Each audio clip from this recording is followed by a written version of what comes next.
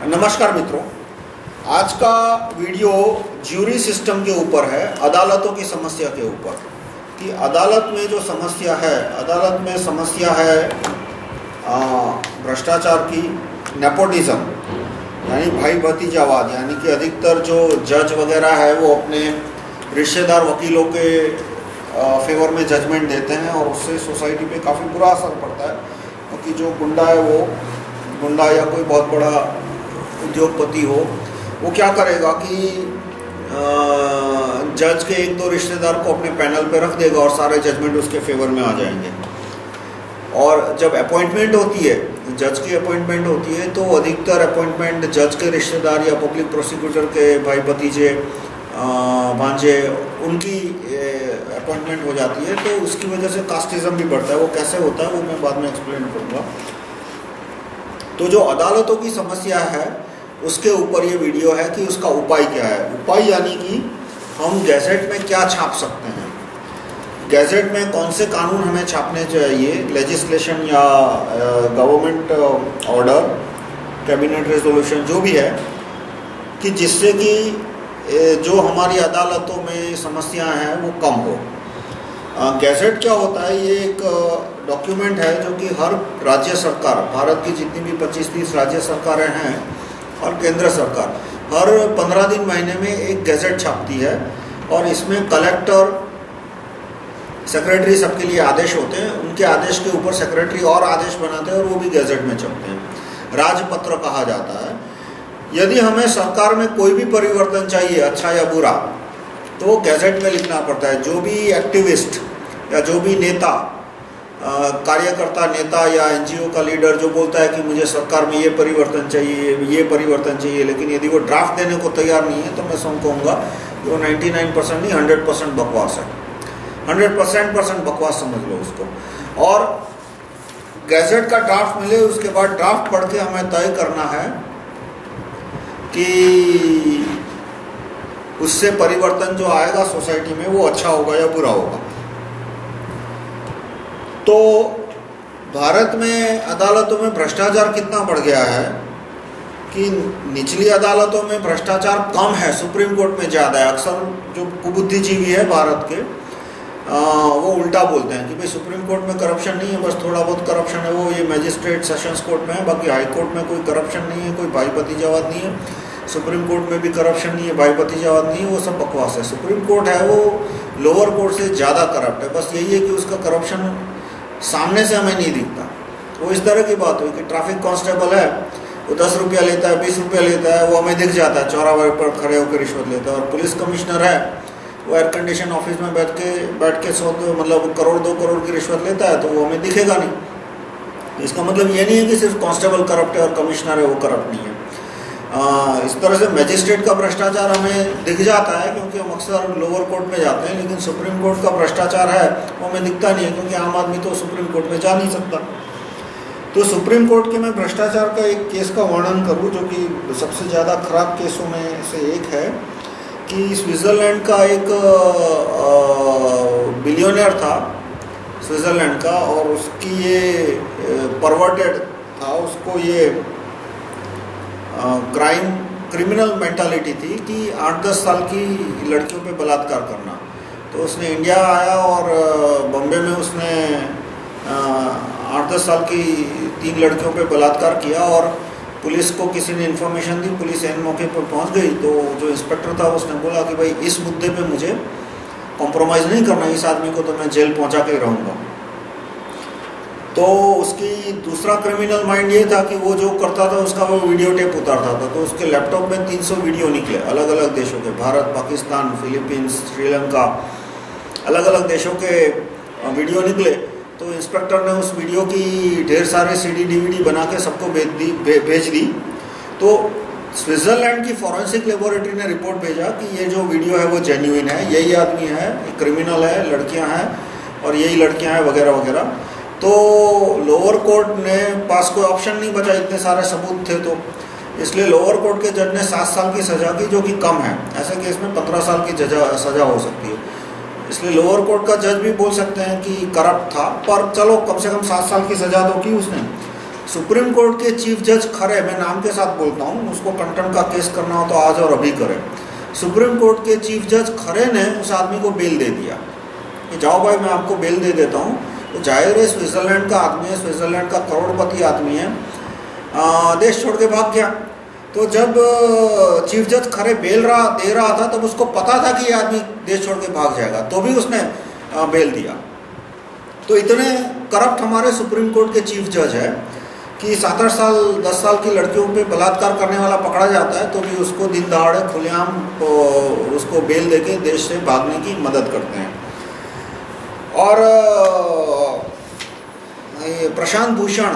शांति भूषण जो कि भारत के लॉ मिनिस्टर रह चुके हैं, उन्होंने एक एफिडेविट फाइल की। एफिडेविट में उन्होंने सबूत दिए, सारे सबूत के साथ एफिडेविट फाइल की कि भाई पिछले 16 चीफ जस्टिस जो आए देश में 1991 से लेके 2010 के बीच में, 16 में से 8 रिश्वतखोर थे। और सारे सबूतों के साथ उसने एफिडेविट दी।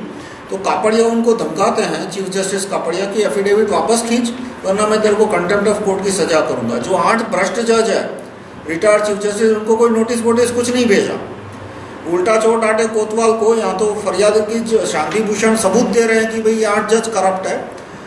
तो कापड़िया उनको धमका रहे हैं कि तू अपनी नोटिस वापस खींच वरना तेरे पे कंटेम्प्ट का केस, तेरे को कंटेम्प्ट की सजा कर दूंगा। तो ये वोडाफोन का भी जजमेंट इसी तरह का, बहुत सारा मैं जजमेंट गिना सकता हूँ आपको कि 10 घंटे निकल जाएंगे। गाजियाबाद प्रोविडेंट फंड का केस ले लीजिए कि उसमें जो अकाउंटेंट था उसकी ट्रांसफ़र ही नहीं की जज ने। अकाउंट्स में एक नियम होता है कि जो मेन अकाउंटिंग पोजीशन पे हो या तो मैनेजरियल पोजीशन पे, उसके और 2-2 साल बाद ट्रांसफ़र करते हैं ताकि उसने घपला किया हो तो 2 साल घपला करे, दूसरा आदमी आया वो उसको एक्सपोज कर दे तो कम से कम घपला है वो एक्यूमुलेट होके करोड़ों में ना पहुँचे। ये घपला कुछ 30-40 करोड़ के ऊपर पहुँच गया। तो जो अकाउंटेंट था वो एंड में पकड़ा गया और उसने बोला कि भाई मैं अकेला नहीं कर रहा था, मैं जो सेशंस कोर्ट का प्रिंसिपल जज होता है मैं उसको भी पैसे देता था। उसने नाम दिए, अमाउंट्स दिए, सब वो डायरी में लिखे हुए थे। तो सीबीआई ने उसको जेल में बंद कर दिया, इन्वेस्टिगेशन शुरू कर दिया। और जो 25 जजों के उसने नाम दिए, 20-25 जजों, उनमें से कुछ 2-3 सुप्रीम कोर्ट के जज हैं, 3 उसमें से 8 जितने हाई कोर्ट में जज है अभी और बाकी सेशंस कोर्ट में जज है। तो इतने सारे जज के सामने केस हो सकता था, जेल हो सकती थी। तो उस आदमी ने बोला, अकाउंटेंट ने, कि भाई मुझे मजिस्ट्रेट के सामने स्टेटमेंट देना है। तो 3 महीने तक किसी मजिस्ट्रेट को टाइम नहीं मिला कि वो जेल में आकर उसका स्टेटमेंट ले, और सीबीआई को टाइम नहीं मिला कि वो उसको मजिस्ट्रेट के सामने पेश करे स्टेटमेंट देने के लिए। और 3 महीने के अंदर उसने, जेलर कहता है कि उसने जेल में जहर खा के आत्महत्या कर ली।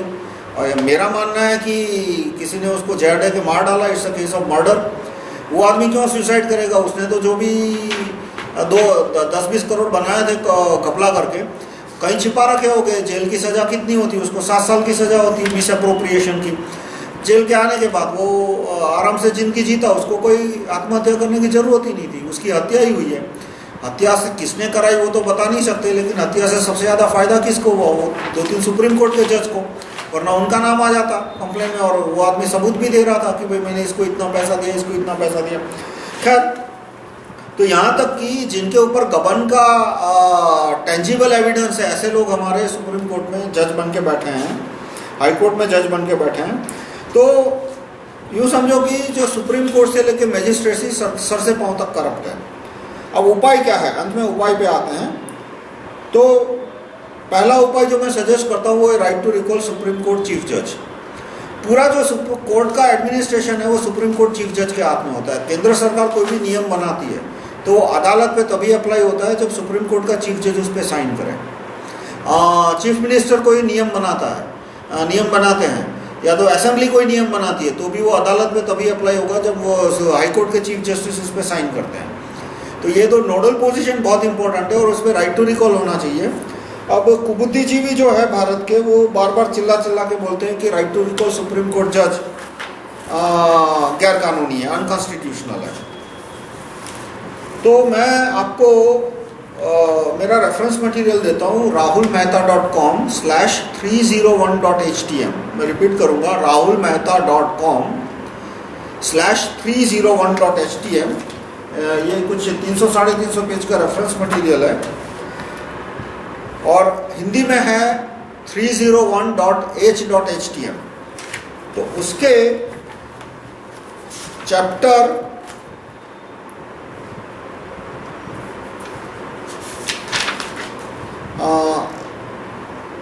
7 में मैंने right to recall supreme court chief जज का ड्राफ्ट दिया है।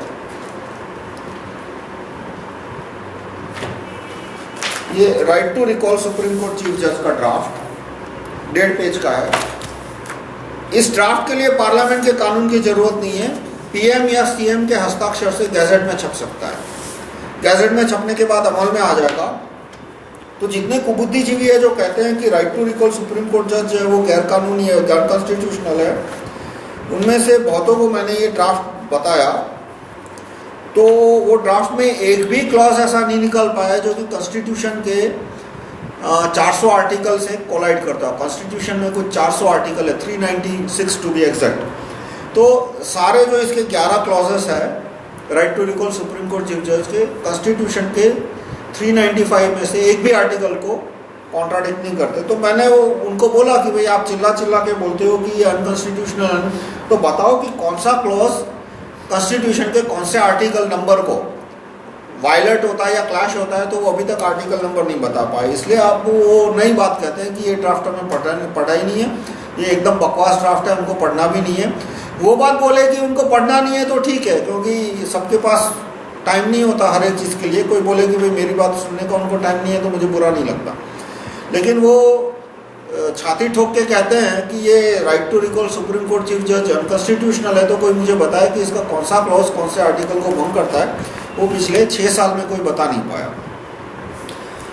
इसी तरह से right to recall high court chief जज, वो भी उसी तरह का ड्राफ्ट है कि जब प्रजा के पास हाई कोर्ट के जज को या सुप्रीम कोर्ट के जज को नौकरी से निकालने की प्रोसीजर आएगी तो यूँ समझो कि 24 घंटे के अंदर ये ज़मीन पे चलना सीख जाएंगे। अभी जो 7वें आसमान पे चलते हैं उनको राइट टू रिकॉल आएगा जब प्रजा के पास, तो सबको धीरे धीरे 24 घंटे के अंदर, धीरे धीरे 24 घंटे के अंदर ज़मीन पे चलने की आदत आ जाएगी। शुरुआत में थोड़ा कष्ट होगा लेकिन बाद में आदी हो जाएंगे। उसके बाद रिक्रूटमेंट जो होता है जुडिशरी में, उसमें इंटरव्यू सिस्टम ख़त्म की जाए। रिक्रूटमेंट सिर्फ रिटन एग्ज़ाम से होना चाहिए। जितने भी जुडिशियस लोग हैं, जुडिशियस लोग यानी जो जुडिशरी में जिनकी नौकरी है, तो बड़े पब्लिक प्रोसिक्यूटर है, तो लॉ मिनिस्ट्री में काम करते हैं, वो एक बात पे खास ध्यान देते हैं कि रिटन एग्ज़ाम है वो ठीक है होता है, पर उसके बाद इंटरव्यू बहुत ज़रूरी है कि इंटरव्यू के द्वारा हमें पता चलेगा कि आदमी ईमानदार है या बेईमान है या कैसा नहीं है। तो मैं उनको बोलता हूँ कि भाई इनमें से कुछ लोग हैं, आप उनकी प्राइवेट लाइफ स्टडी कीजिए तो मतलब आदमी 10 साल के बाद 20 साल के बाद कभी कभी कोई बोलता है कि उसके किसी एम्प्लॉय ने उसको धोखा दिया, या तो बेटे ने धोखा दिया, रिश्तेदार ने धोखा दिया। तो भाई आप 20 साल में अपने बीवी बच्चों को और एम्प्लॉय को नहीं पहचान पाते तो आधे घंटे में इंटरव्यू में आप क्या उखाड़ लोगे। तो ये बकवास है। इंटरव्यू का एक ही पर्पज़ होता है कि उन्हें अपने रिश्तेदारों को घुसाना होता है और रिश्वत लेनी होती है। सिर्फ ये 2 ही पर्पज़ होते हैं। मैं I am attacking the motive. जो लोग इंटरव्यू सिस्टम को सपोर्ट करते हैं, मैं सीधा उनके मोटिव पे अटैक करके बोलता हूँ को इंटरव्यू एक ही रीज़न से डिमांड करते हैं ताकि उनके रिश्तेदारों को घुसा सके और पैसे बना सके इंटरव्यू में। तो जुडिशरी में पब्लिक प्रोसिक्यूटर की पोजीशन पे कोई रिक्रूटमेंट इंटरव्यू नहीं होना चाहिए। रिक्रूटमेंट बाय रिटन एग्जाम, उसके बाद 1 साल का प्रोबेशन होता है। यदि उसमें उसकी बिहेवियर अच्छी ना हो, एप्टीट्यूड अच्छी ना हो, एटीट्यूड अच्छी ना हो, तो उसको नौकरी से निकाल दो, वो बात ठीक है। अब आता है ज्यूरी सिस्टम का, जो सबसे इंपॉर्टेंट है। अदालत की सबसे बड़ी समस्या क्या होती है कि रिटन एग्जाम से जज आया या इंटरव्यू से आया। अमेरिका में क्राइम कम है और जजमेंट क्यों 99% केस के जजमेंट हफ्ते 2 हफ्ते में आते हैं, तो उसका सबसे बड़ा कारण वहाँ पे ज्यूरी सिस्टम है।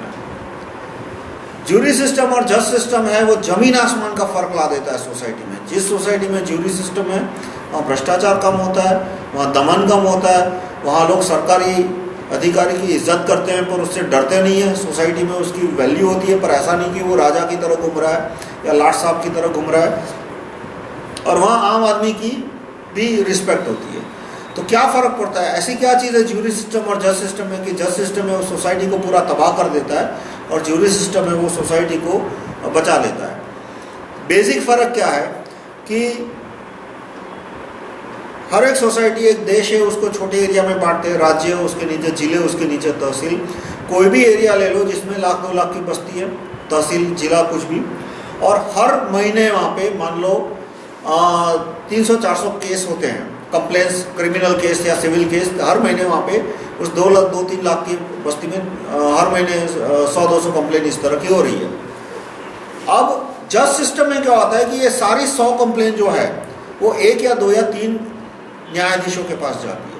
यानी एक आदमी को अपॉइंट कर दिया जाता है कि भाई तू न्यायाधीश 20 साल के लिए, 25 साल के लिए, 40 साल के लिए।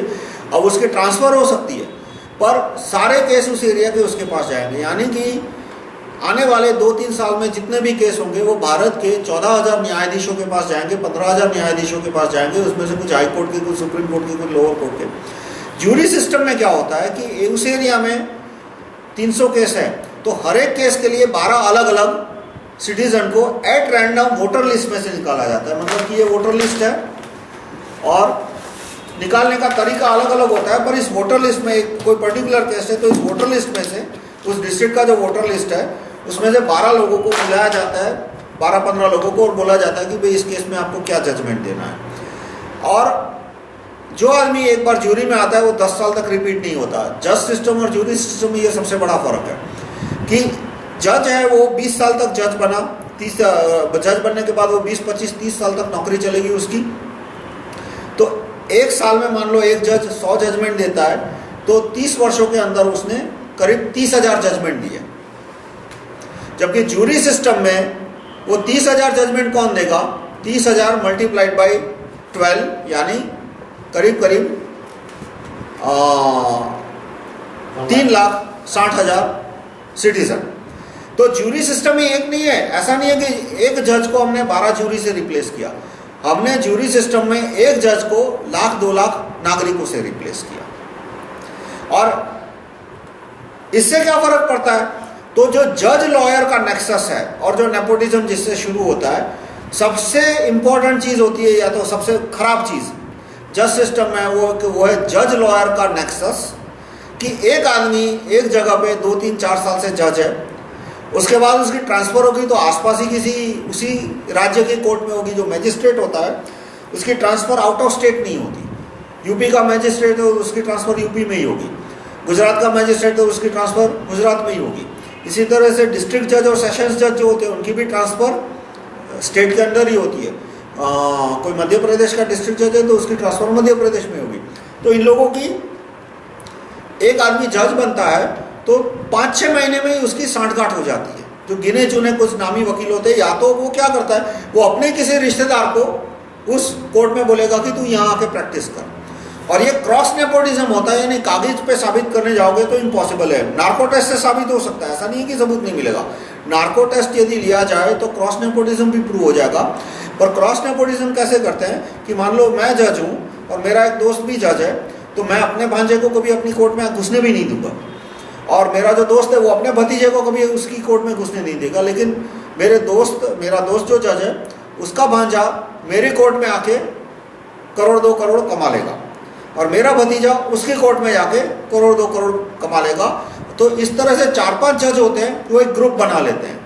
ग्रुप प्रैक्टिस बोल सकते हो उसको, ग्रुप कार्टेल बना लेते हैं, और वो आपस में एक दूसरे रिश्तेदारों को करोड़ों की कमाई कर लेंगे। और हर महीने 2 महीने बाद वो मीटिंग करके देख लेंगे, सेटलमेंट कर लेंगे कि भाई मैंने तेरे भतीजे को 5 करोड़ कमाया, तूने मेरे भांजे को सिर्फ 3 करोड़ कमाया, चलो अगले महीने 2 करोड़ बाकी। तो इस तरह से वो लोग अंदर अंदर सेटलमेंट कर लेंगे। पर एक कार्टेल प्रैक्टिस वहाँ पे जम जाती है।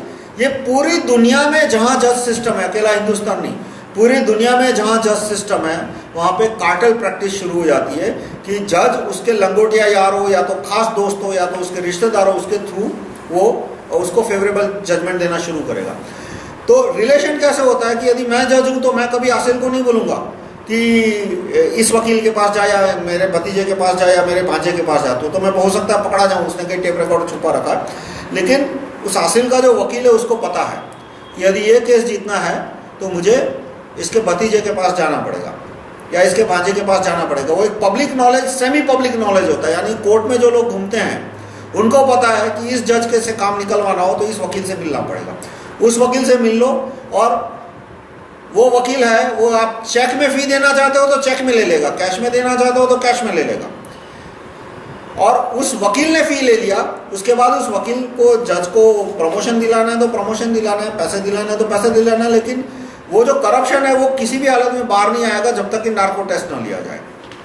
तो पर फाइनली एंड रिजल्ट क्या हुआ कि majority of the judgments are paid judgment, कि उसने अपने रिश्तेदार के थ्रू डीलिंग कर ली, डायरेक्टली वो एक्सपोज नहीं होगा, वो कभी हैंड टू हैंड पैसा लेगा ही नहीं, बात भी नहीं करेगा पैसे की, हैंड टू हैंड कभी नहीं लेगा, बात नहीं करेगा, इंडिकेशन भी नहीं देगा। पर जब पता एक बार उसके रिश्तेदार वकील को पैसा दे दिया, उसने हफ्ते 2 हफ्ते में वो फेवरेबल जजमेंट दे देगा। जूरी सिस्टम में क्यों इम्पॉसिबल है? क्योंकि एक केस शुरू हुआ, उसके लिए मान लो 10 लोगों की जूरी आई, 12 लोगों की जूरी आई, एक जूरी को एक ही केस दिया जाता है, यानी सुबह 10 से 5 तक एक ही केस चलेगा, तो 99% केस का जजमेंट एक हफ्ते के अंदर आ जाता है। और वकील है, उसने मान लो सांठगांठ बनाने की कोशिश की, तो सांठगांठ बनाना मुश्किल क्या है कि जूरी वाला कहेगा कि भाई पहले पैसा दे तब मैं काम करूंगा, और वकील सोचेगा कि भाई पैसा दे दिया, कोई गारंटी है कि ये काम करेगा, और काम नहीं किया तो दोबारा तो ये जूरी में आने नहीं वाला। तो और वकील हर हफ्ते 10-10 लोगों से नेक्सस कैसे बनाएगा? जज सिस्टम में तो क्या है कि एक बार उसका जज के साथ नेक्सस बन गया तो वो नेक्सस उसको 2 साल तक काम आएगा, 3 साल तक काम आएगा, 30 साल तक काम आएगा। यदि वो जज है, वो उसी स्टेट में उसकी ट्रांसफर हो रही है, तो वकील भी मान लो एक जज की अहमदाबाद से सूरत में ट्रांसफर हुई, तो वकील है, उसका सूरत में कोई रिलेटिव होगा या दोस्त होगा, उससे जान पहचान करा देगा उसके साथ। तो ये ग्रुप प्रैक्टिस बोलो या कार्टेल प्रैक्टिस बोलो, वो बरसों तक चलती रहेगी। जबकि जूरी सिस्टम में, मैं जूरी में हूँ, एक हफ्ते बाद निकल गया जूरी से, एक केस खत्म होने के बाद, अब 10 साल तक मैं जूरी आऊँगा नहीं, तो वकील ने यदि मेरे साथ सांठगांठ बनाई तो उसको मिलेगा क्या? 10 साल तक तो कोई बेनिफिट नहीं मिलेगा, तो उसे हर हफ्ते 10-10, 20-20 लोगों से सांठगांठ बनानी पड़ेगी, जो कि नामुमकिन है। दूसरा, जज सिस्टम में दूषण क्या होता है कि मान लो मैं एक गुंडा हूँ, लतीफ़ जैसा या दाऊद जैसा कोई गुंडा हूँ, अभी तो इंटरनेशनल मार्केट हो गया, इंटरनेशनल लेवल का हो गया, पर एक ज़माने में सारे गुंडे लोकल लेवल के होते हैं, 2, 3, 4, 5 एरिया तक ही उनकी पहुँच होती है। तो मान लो एक गुंडा है, उसके 30-40 लोगों का गैंग है, और वो 5 एरिया में, 10 एरिया में मार पिटाई करते हैं, हफ्ता वसूली करते हैं, गैर कानूनी काम करते हैं। उनके सामने हर महीने मान लो हर साल 100 जितनी कंप्लेन होती है कोर्ट के अंदर। तो जज सिस्टम में मुझे बेनिफिट क्या मिलेगा, मैं यदि क्रिमिनल गैंग लीडर हूँ, तो कि वो जो 100 केस है, वो सारे के सारे केस है, वो 3 या 4 या 5 मजिस्ट्रेट के पास जाएंगे। तो वो जो मजिस्ट्रेट के कनेक्टेड जो वकील है, या तो उनके रिश्तेदार वकील है, मैं उनको पैनल पे रख दूंगा और उनको बोलूंगा भाई मुझे 100% एक्विटल रेट मिलना चाहिए। और यदि कोई मजिस्ट्रेट नहीं दे रहा, मुझे फेवरेबली नहीं कर रहा, तो मैं हाईकोर्ट के जज को रिश्वत देकर उसकी ट्रांसफर करवा लूंगा। तो इस तरह से वो 5-6 एरिया में मेरा राज हो जाएगा कि मेरे जितने भी आदमी जाएंगे, मेरे गैंग पे मेंबर के सामने केस होगा, जज क्या करेगा, डेट पे डेट डाल के जो भी विक्टिम है या तो जो विटनेस है उसको थका देगा। एक पॉइंट के बाद विटनेस और विक्टिम आना ही बंद कर देंगे, तो वो मेरे गैंग मेंबर को बोल देगा कि ये इसके सामने कोई सबूत नहीं है, कोई गवाह नहीं है, मैं इसको बरी कर देता हूँ। अब जूरी सिस्टम में क्या होगा कि मान लो मैंने हर साल 100 केस हो रहे हैं, तो वो सारे के सारे 100 केस है, वो 1200 अलग अलग आदमी के पास जाएंगे, और वो पूरे जिले के वोटर लिस्ट में से आ रहे हैं, यानी हर साल मुझे 600-800 लोगों को ब्राइब करना पड़ेगा। कहाँ जज सिस्टम जहाँ की हर साल मुझे सिर्फ 5 आदमी को ब्राइब करना पड़ता है, और कहाँ जूरी सिस्टम जहाँ हर साल मुझे 600 आदमी को ब्राइब करना पड़ता है। अब मान लो मैंने 600 में से 300 को ब्राइब कर दिया, 400 को ब्राइब कर दिया, लेकिन 50 आदमियों के सामने केस में उसमें से 5 में भी यदि अनफेवरेबल जजमेंट आ गया तो 5 लोग जेल में चले जाएंगे। 5 आदमियों को जेल होगी तो मेरे 20 आदमी गैंग छोड़ के चले जाएंगे कि भाई इसमें तो घाटा ही घाटा है। ये क्या कि 5 साल के लिए जेल, 3 साल के लिए जेल, 7 साल के लिए जेल। और दूसरा जूरी सिस्टम में एक और प्रोविजन भी होता है कि एक आदमी के सामने बहुत सारे केस आ रहे हैं तो वो दूसरे डिस्ट्रिक्ट में ट्रांसफर हो जाते हैं। उसके सामने संगीन गुनाह है कि मारपीट का गुनाह था तो 12 लोगों की जूरी, उसके बाद छुरी चलाने का इल्जाम था, फेटल इंजरी, तो 20 लोगों की जूरी, मर्डर का केस है तो 50 लोगों की जूरी। वो बढ़ा सकते हैं, मैंने प्रोविजन रखा है, यूएस में नहीं है, मैंने रखा है कि जितने क्राइम्स उस आदमी के सामने ज़्यादा और जितने क्राइम्स की मैग्नीट्यूड सीरियस उतने उसके सामने जूरी की संख्या बढ़ती जाएगी, यानी ज़्यादा से ज़्यादा लोगों को उसे रिश्वत देनी पड़ेगी, एंड में वो आदमी टूट जाएगा और उसे जेल की सजा हो जाएगी। इस तरह से गैंग खत्म हो जाएगा।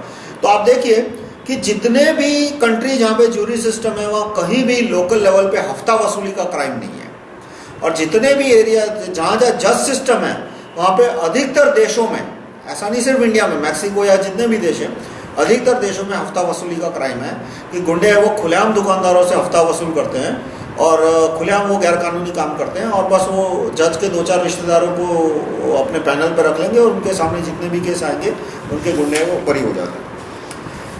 फिर जूरी सिस्टम का, तो जूरी सिस्टम का जो मेजर बेनिफिट आपको बताया कि जज सिस्टम में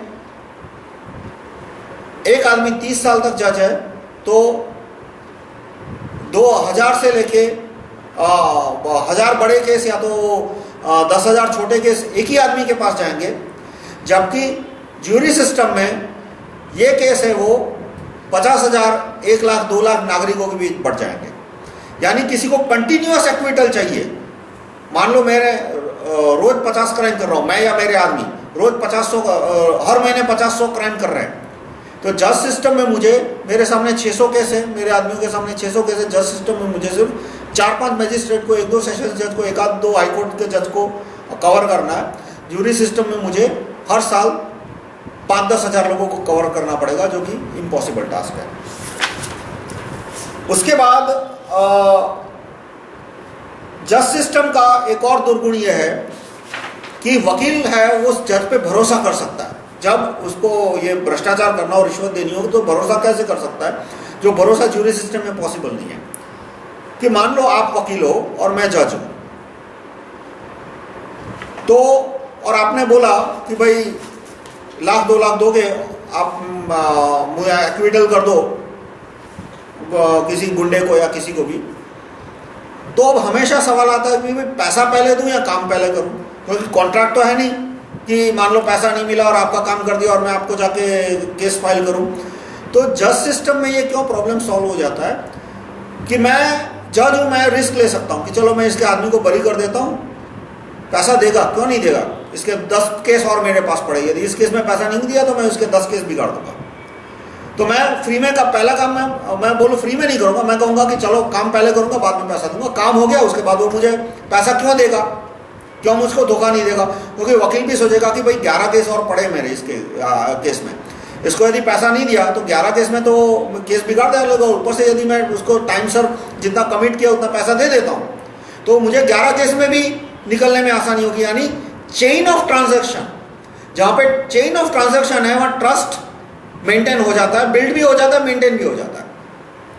अब मान लो वकील ऐसा सोचता है चलो 1 लाख दे दो जज साहब को पहले, काम नहीं करेंगे, ऐसा नहीं होगा, क्योंकि यदि मैंने 1 लाख रुपया लिया, मैं जज हूं और मैंने 1 लाख रुपया दिया और काम नहीं किया तो बाकी वकील मेरे पे भरोसा नहीं करेंगे, तो वो दूसरे दिन मेरे को कोई पैसा देने नहीं आएगा। तो इस तरह से यदि आदमी पैसे पहले ले लेता है तो काम करेगा, और यदि पैसा बाद में लेने की बात करता है तो भी बाद में उसको पैसा मिल जाएगा।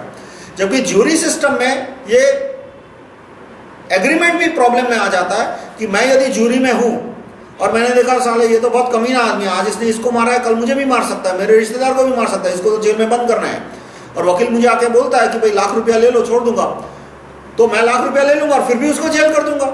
एक बार पैसा हाथ में आने के बाद तो पैसा तो जाने नहीं वाला ना, और वकील भी घबराएगा पैसा देने से पहले कि भाई इसको मैंने 1 लाख रुपया दे दिया और इसने अपना डील नहीं रखा तो मेरा तो 1 लाख रुपया पानी में जाएगा, ऊपर से वो क्रिमिनल है वो भी मुझे पैसा नहीं देने वाला। और वकील मान लो मुझे ऐसा कहता है कि भाई पहले तुम इस आदमी को बरी करो और उसके बाद मैं तुम्हें 1 लाख रुपया दूंगा, तो मैं वकील पे भरोसा नहीं करने वाला, क्योंकि मैं एक बार ज्यूरी में निकल गया, 10 साल तक ज्यूरी में आने नहीं वाला, तो वकील को मेरी जरूरत नहीं है।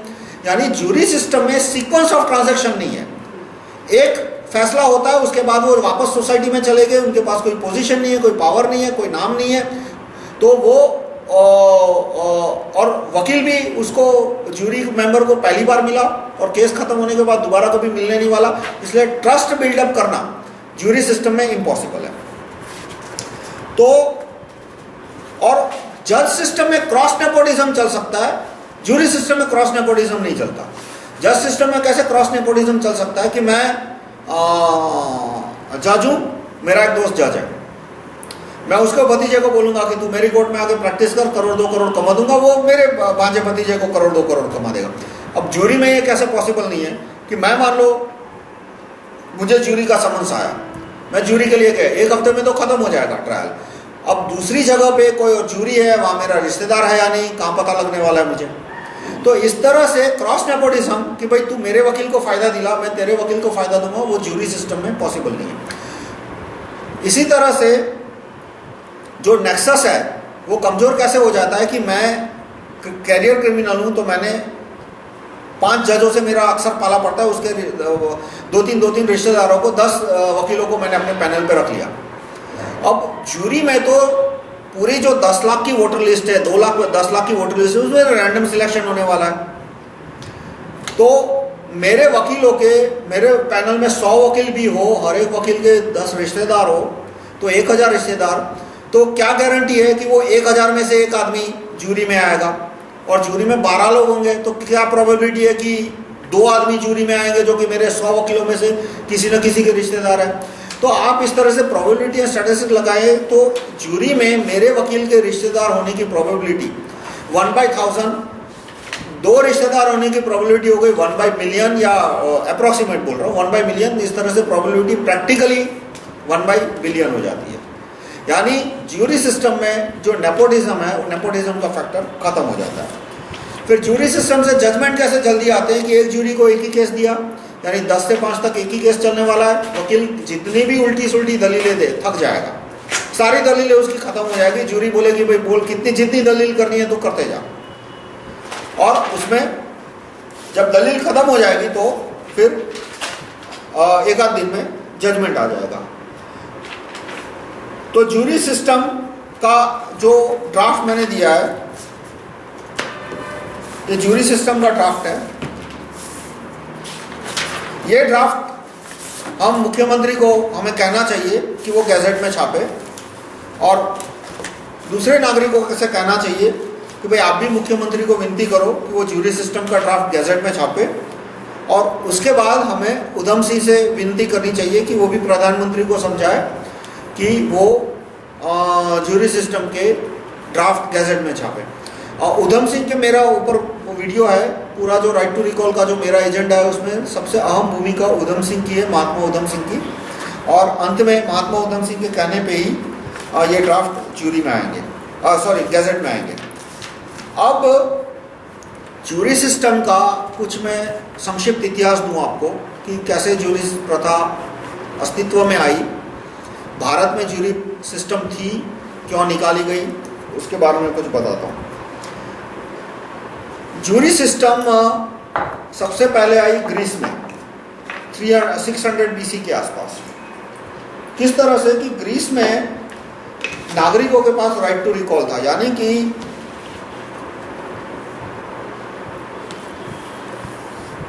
उस राज्य के, उस समय छोटे छोटे राज्य थे अधिकतर, कि नागरिक एक चौराहे पे इकट्ठा होके मेजोरिटी वोटिंग के द्वारा किंग को नौकरी से निकाल सकते हैं। जैसे कि एथेंस में उस समय 60,000 नागरिक थे, तो 60,000 नागरिकों के पास ये सत्ता थी कि वो किंग को नौकरी से निकाल सके। उसकी कभी ज़रूरत नहीं पड़ी, क्योंकि सिटीजन के पास पावर था कि किंग को 10 दिन के अंदर नौकरी से निकाल सके, इसलिए किसी किंग ने हिम्मत भी नहीं हुई। अलेक्जेंडर ने भले ग्रीस से लेके यमुना तक का सारा एरिया जीत लिया हो, पर मैसेडोनिया के नागरिकों के पास ये पावर था कि वो अलेक्जेंडर को नौकरी से निकाल सके। तो अब राइट टू रिकॉल के बाद नागरिकों के पास दूसरी समस्या है कि भाई राजा मान लो ठीक है, लेकिन राजा का कोई कर्मचारी है, तहसीलदार हो, कलेक्टर लेवल का हो, या कोई सेनापति वगैरह उस टाइप का हो, तो हर एक क्राइम के लिए तो 60,000 नागरिकों को बुलाया नहीं जा सकता कंप्लेंट डिसाइड करने के लिए। इसलिए उन्होंने ये प्रोसीजर डाली कि एट रैंडम, यानी जो सिटीजन का लिस्ट है उसमें से एट रैंडम 50 लोगों को बुलाया जाए, और वो 50 लोग तय करेंगे कि भाई ये सरकारी अधिकारी जो है उसके जिसके सामने कंप्लेन है उसको नौकरी में रखा जाए, नौकरी से निकाला जाए, क्या सजा की जाए। यहाँ से ज्यूरी सिस्टम की शुरुआत होती है। 50 आदमी है वो एट रैंडम चूज होंगे, यानी मेरे आदमी, तुम्हारे आदमी, इसके आदमी, ऐसा नहीं। फिर धीरे बात आगे भी बढ़ी कि भाई राजा को यदि सजा करनी होगी तो राजा सजा तय नहीं करेगा, उसे 50 नागरिकों को बुलाना पड़ेगा, वो सजा तय करेंगे। राजा या राजा का अधिकारी सिर्फ प्रोसिक्यूट करेगा, यानी कि भाई इस आदमी को इतनी सजा होनी चाहिए। एथेंस में एक और भी नियम बाद में बनाया गया कि भाई मान लो कोई बहुत बड़ा आदमी है, अमीर आदमी है, या तो सेनापति है, बहुत मजबूत आदमी है, और 50 नागरिकों तो डरा धमका के बिठा दिया, तो ज्यूरी सिस्टम में ये कि यदि किसी आदमी ने बड़ा गुनाह किया और बड़ा आदमी है तो 100 लोगों की ज्यूरी, 200 बहुत बड़ा आदमी है तो 200 लोगों की ज्यूरी, और यदि सेनापति यानी कि राजा के नीचे का डायरेक्ट किंग्स ऑफिसर उस लेवल का आदमी है, या तो कोई बहुत अमीर आदमी है और उसको सजा करनी है, तो 500 आदमी की ज्यूरी आएगी और 500 की ज्यूरी तय करेगी कि उसे सजा करनी या नहीं। जैसे कि सोक्रेटिस को जो फांसी की सजा हुई थी उसमें 500 लोगों की ज्यूरी ने वो सजा दी थी। 500 लोगों में से कुछ 360 लोगों ने कहा था कि सोक्रेटिस को फांसी की सजा होनी चाहिए, और 140 लोगों ने बोला था कि नहीं, उसे आजीवन कारावास की सजा होनी चाहिए। वैसे मुकदमा शुरू होने से पहले एथेंस के नागरिकों ने सोक्रेटिस को कहा था कि यदि तुम एथेंस छोड़ के चले जाते हो तो कोई मुकदमा नहीं होगा, कोई सजा नहीं होगी, दोबारा एथेंस में मत आना। और सजा सुनाने के बाद भी उसने ये कहा था कि आप यदि एथेंस छोड़ के चले जाते हो तो कोई सजा नहीं होगी। सोक्रेटिस को सजा इसलिए दी गई थी क्योंकि सोक्रेटिस के जो विद्यार्थी थे उन्होंने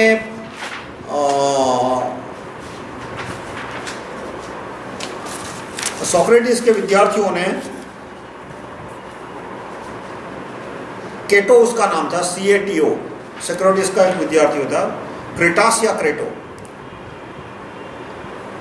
उसने एथेंस के एक दूसरा उसका जो राज्य था स्पार्टा, वहाँ के राजा से मिलके एथेंस पे कब्जा जमा लिया था और कुछ 400-500 नागरिकों को उसने मार डाला था। और उसने वहाँ पे ओलिगार्की की स्थापना करने की कोशिश की थी, डेमोक्रेसी खत्म करने के। तो क्राइम सोक्रेटिस के विद्यार्थी ने किया, उसमें सोक्रेटिस की क्या गलती? तो एथेंस में ये प्रणाली थी कि यदि मेरा भाई कुछ गलत काम करता है और मैं उसे पब्लिकली क्रिटिसाइज नहीं करता तो वो मेरे खिलाफ भी जुर्म है, यानी कि जुर्म को अनदेखा करना जुर्म है। ये एथेंस की प्रणाली का थी। उस समय कोई रिटर्न लॉज इस तरह के नहीं होते थे, प्रणाली का ही कानून होता था। और एथेंस में इस तरह से था कि यदि बेटा क्राइम करता है और बाप उसे अनदेखा करता है तो वो क्राइम है। फिर उल्टा नहीं था, यदि बाप क्राइम करता है तो बेटे को क्रिटिसाइज करने की जरूरत नहीं है क्योंकि बाप उसके लिए सम्माननीय है। इसी तरह से मेरा पार्टनर, बिजनेस का पार्टनर हो, वो कोई क्राइम करता है और मैं अनदेखा करता हूं, उसको पब्लिकली क्रिटिसाइज नहीं करता तो वो क्राइम हुआ। और इसमें अलग अलग लेवल थे कि यदि छोटा आदमी है वो क्रिटिसाइज नहीं करता तो क्राइम नहीं बनता, लेकिन यदि बड़ा आदमी है और वो क्राइम को अनदेखा करता है तो वो क्राइम बनता है। और इसी तरह से एथेंस के अंदर गुरु शिष्य का जो रिलेशन है वो पिता पुत्र के रिलेशन जैसा माना जाता था, आजीवन माना जाता था कि जब तक गुरु अपने शिष्य को डिसोन नहीं करता पब्लिकली तब तक वो उसका शिष्य माना जाता था। और इसमें यह था कि यदि कोई गुरु कोई गलत काम करता है तो शिष्य का ये फर्ज नहीं बनता कि उसे क्रिटिसाइज करे, लेकिन यदि शिष्य गलत काम करता है और गुरु उसे पब्लिकली क्रिटिसाइज नहीं करता, पब्लिकली उसे डिसोन नहीं करता, तो वो गुरु का क्राइम माना जाता था। तो क्रिटास ने जब एथेंस की डेमोक्रेसी खत्म कर दी, वहाँ पे ओलिगार्की की स्थापना की और 400-500 एथेंस के लोगों को मार डाला, और वो भी स्पार्टा जो कि उसका प्रतिद्वंदी देश था उससे मिलकर। तो सोक्रेटिस ने उसके जानबूझ के कोई क्रिटिसाइज नहीं की। लोगों ने बोला कि भाई आप इसको क्रिटिसाइज नहीं करते, आप इसको सपोर्ट करते हो, तो वो उसने मौन धारण किया।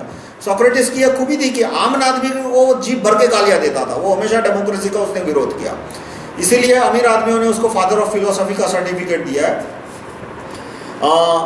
और जब अमीर आदमी कुछ गलत काम करता था तो वो हमेशा मौन रहते थे। तो ये बात पे कि भाई आपके विद्यार्थियों ने इतने बड़े पैमाने पे राजद्रोह किया और हत्याएं की तो क्रिटिसाइज क्यों नहीं किया, वो एक था। फिर दूसरा, एथेंस में उस समय ये मान्यता थी कि जो आदमी सेना में नहीं जुड़ेगा, जो आदमी देश की रक्षा नहीं करेगा, उसे नर्क मिलेगा। वो मान्यता क्यों थी? क्योंकि उस समय पूरी दुनिया के देश, आज भी और उस समय भी देश है वो सेना के ऊपर टिका होता है। अब युद्ध हुआ और उस समय नागरिक बोलता है चलो मैं तो भाग जाता हूँ, क्या जरूरत है मुझे सेना में जाने की, अपनी जान बचाओ। तो वो भाग जाएगा, एक भागेगा, दूसरा भागेगा, सब भागेंगे तो लड़ेगा कौन? दुश्मन है वो पूरे देश पे कब्जा कर लेगा। इसलिए सेना को टिकाने के लिए उन्होंने ये विश्वास या अंधविश्वास का सर्जन किया था कि जो आदमी सेना में नहीं जुड़ता और देश की रक्षा नहीं करता उसे नर्क मिलेगा।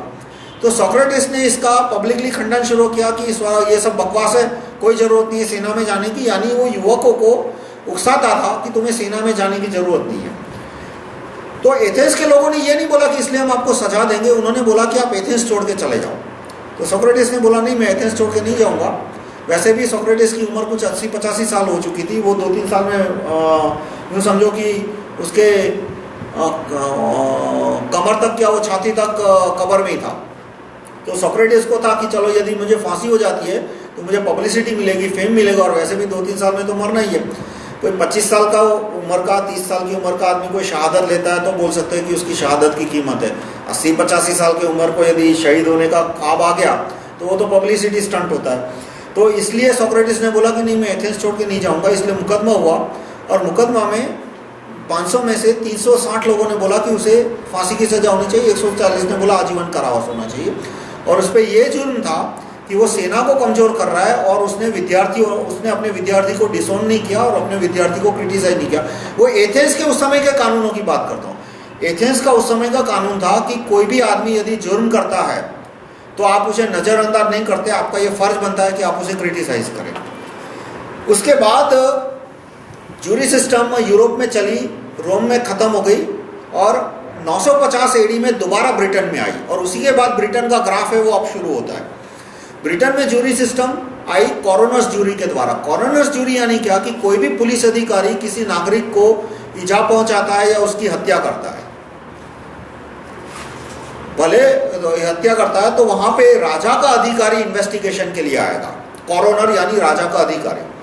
और राजा का अधिकारी खुद फैसला नहीं देगा, वहां के जो नागरिकों का लिस्ट है उसमें से वो 10 नागरिकों को एट रैंडम सिलेक्ट करके बुलाएगा। और वो 10 में से यदि 6 नागरिक बोलते हैं कि भाई इस पुलिसकर्मी को नौकरी से निकाला जाए तो उसकी नौकरी वहीं के वहीं खत्म। तो इस तरह से वहां पे दमन कम हुआ। दमन कैसे कि पहले क्या था कि पुलिस का अधिकारी क्या सोचता था कि भाई मेरे के सामने कोई कंप्लेन आएगी तो कंप्लेन कौन जज करेगा? कमिश्नर जज करेगा, शेरिफ यानी, या कलेक्टर जज करेगा। तो वो तो उसको तो हम हफ्ता देते ही हैं हर महीने, हर साल में। उसके तो बहुत सारे उल्टे सीधे गलत सही काम कर देते हैं, वो क्यों हमें नौकरी से निकालेगा?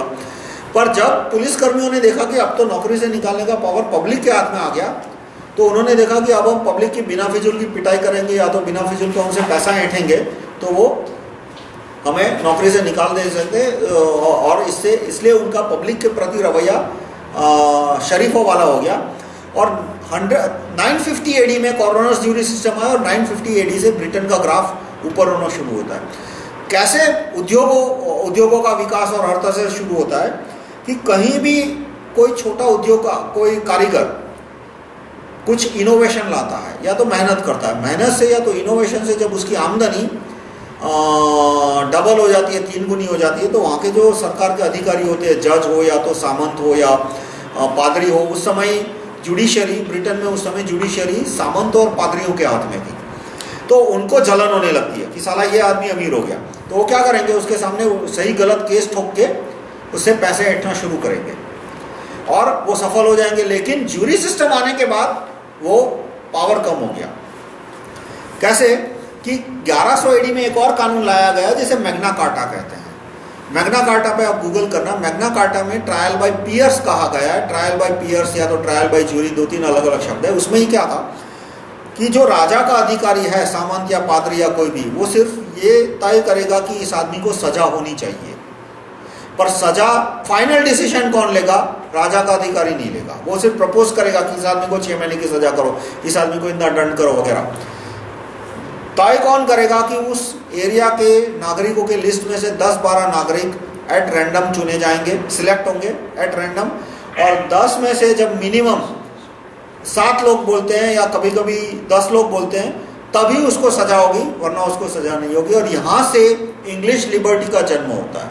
इंडस्ट्रियल रेवोल्यूशन की शुरुआत भी यहीं से होती है। कैसे कि कारीगरों को एक तरह का प्रोटेक्शन मिला कि अब मैं यदि मेहनत से या तो इनोवेशन से यदि पैसा कमाऊंगा तो सामंत की हिम्मत नहीं होगी कि वो मुझसे पैसा छीन ले। यूरोप के इतिहास में जो प्रगति हुई है वो ज्यूरी सिस्टम की वजह से हुई है, रिनेसा की वजह से नहीं हुई है। जो इतिहासकार रिनेसा को बोलते हैं वो सर से पांव तक झूठे हैं।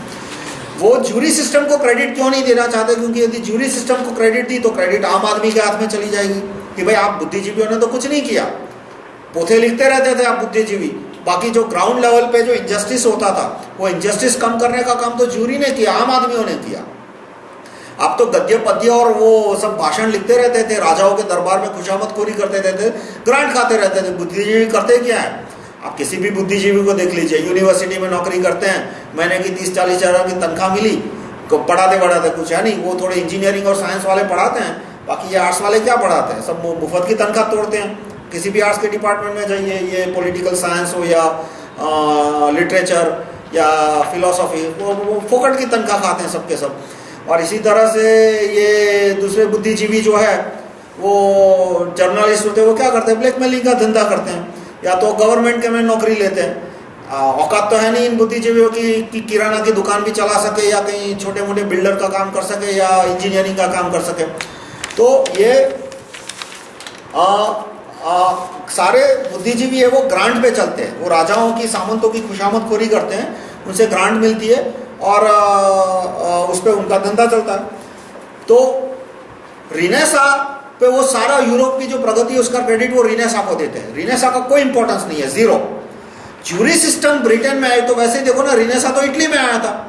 इटली क्यों औद्योगिक दृष्टि से एकदम पिछड़ा हुआ देश था, इवन 1800 साल में देखिए तो इटली था वो एकदम पिछड़ा हुआ कंट्री था इंडस्ट्रियलाइजेशन के पॉइंट ऑफ व्यू से। और मोस्ट एडवांस कंट्री कौन सा था, ब्रिटेन। तो ब्रिटेन में तो रेनेसा एकदम बाद में पहुंचा, और ब्रिटेन का उद्योग का ग्राफ 1200 एडी से ही ऊपर आना शुरू हो गया था। तो 1200 एडी में तो रेनेसा इटली में भी नहीं आया था। तो इंडस्ट्री ऊपर आई है ज्यूरी सिस्टम की वजह से। लिबर्टी का कंसेप्ट भी पूरा ज्यूरी सिस्टम की वजह से आया।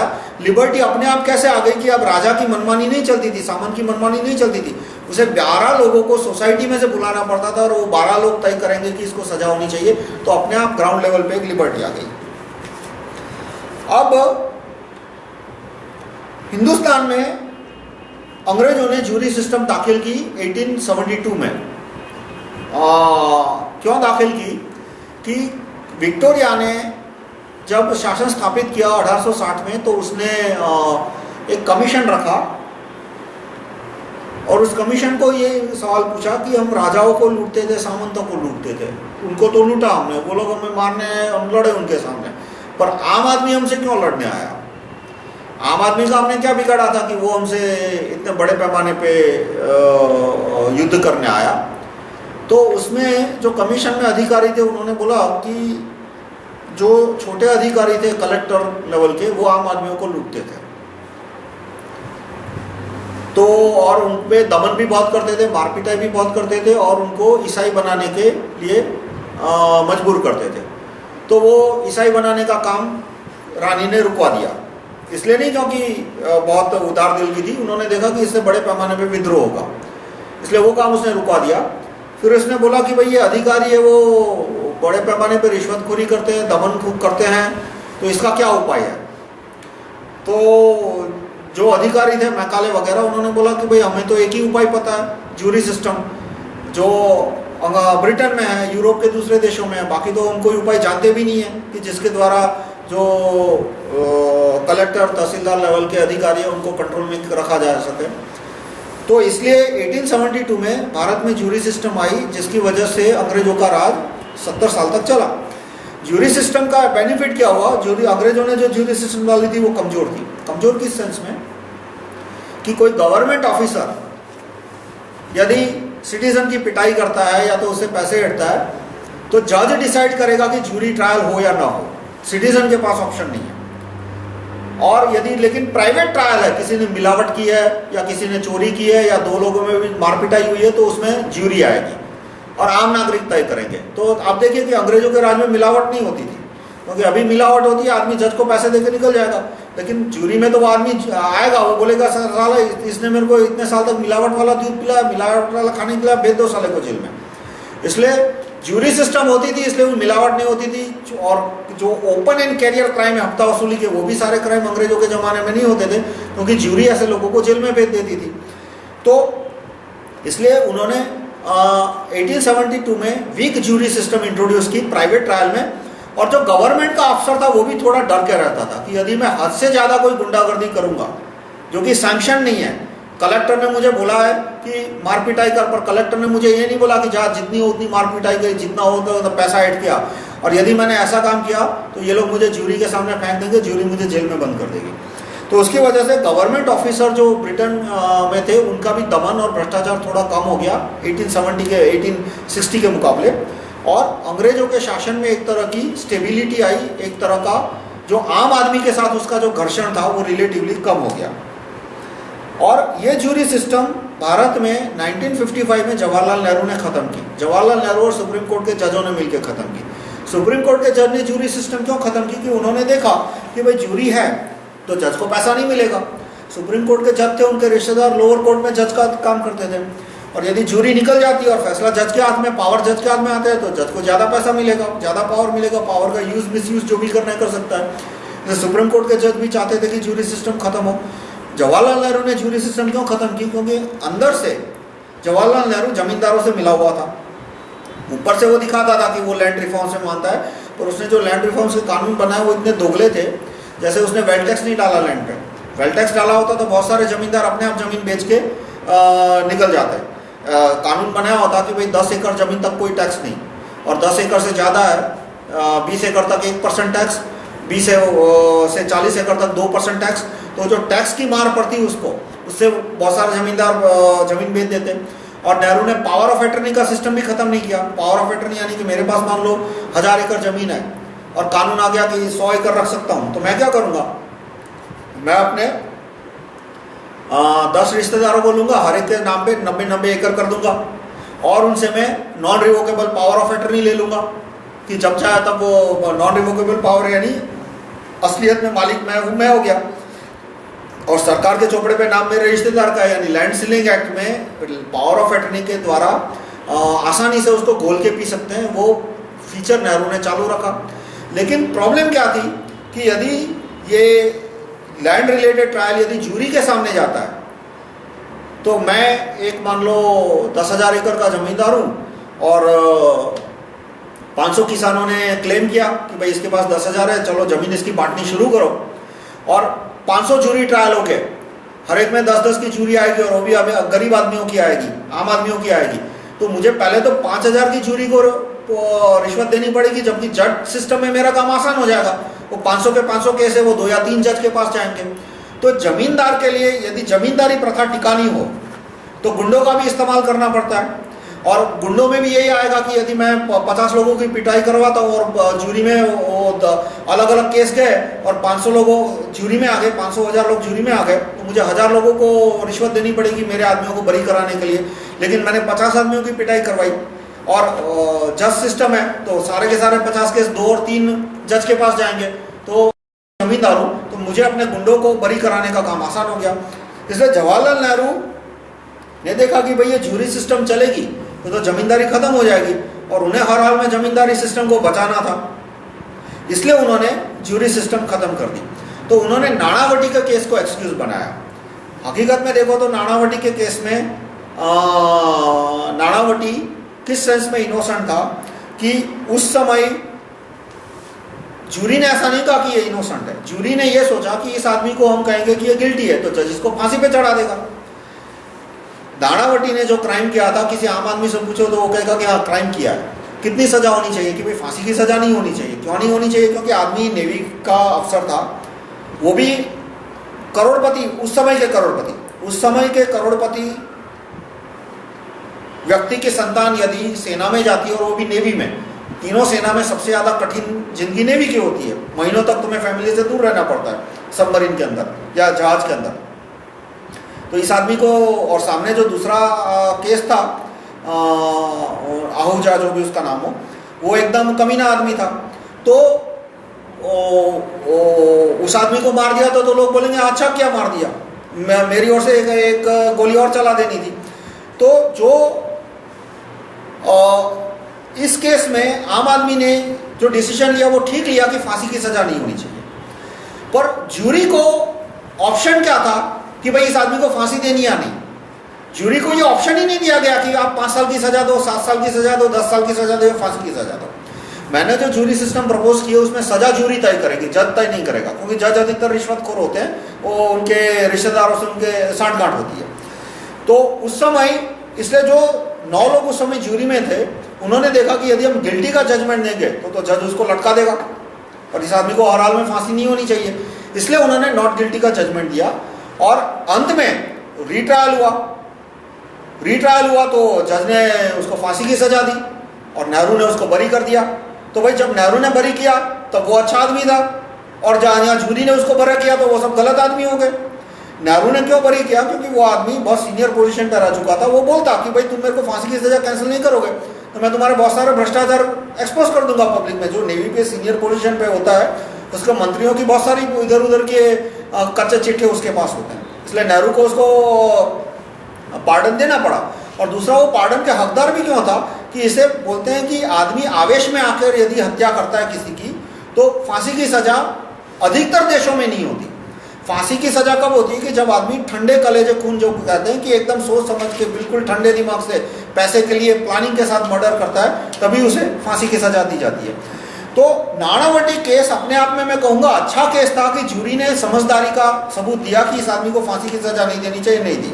और जूरी सिस्टम को मजबूत करने की जरूरत थी कि भाई जूरी के पास पावर होना चाहिए कि 5 साल की सजा, 3 साल की सजा, 7 साल की सजा, 10 साल की सजा या फांसी की सजा। तो जूरी ने उसे 5-7 साल की जेल की सजा दे दी होती।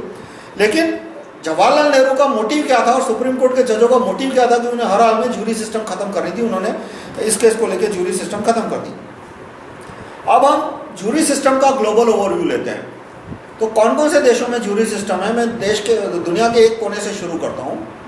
कनाडा में जूरी सिस्टम है, अमेरिका में जूरी सिस्टम है, और बाकी लैटिन अमेरिकन सिस्टम में कहीं भी नहीं है, मैक्सिको वगैरह कहीं जूरी सिस्टम नहीं है। तो कनाडा, अमेरिका, उसके बाद स्पेन में जूरी सिस्टम है, पोर्टुगल में है, ब्रिटेन में है, फ्रांस में है, जर्मनी में है, स्कैंडिनेविया के 4 देशों में, Norway, Sweden, Finland, Denmark, Netherlands 4 देशों में है। उसके बाद इटली में जूरी सिस्टम है, और रशिया में 90 डिस्ट्रिक्ट है, उसमें से कुछ 15 डिस्ट्रिक्ट में जूरी सिस्टम है और बाकी में जन लाने की मांग चल रही है।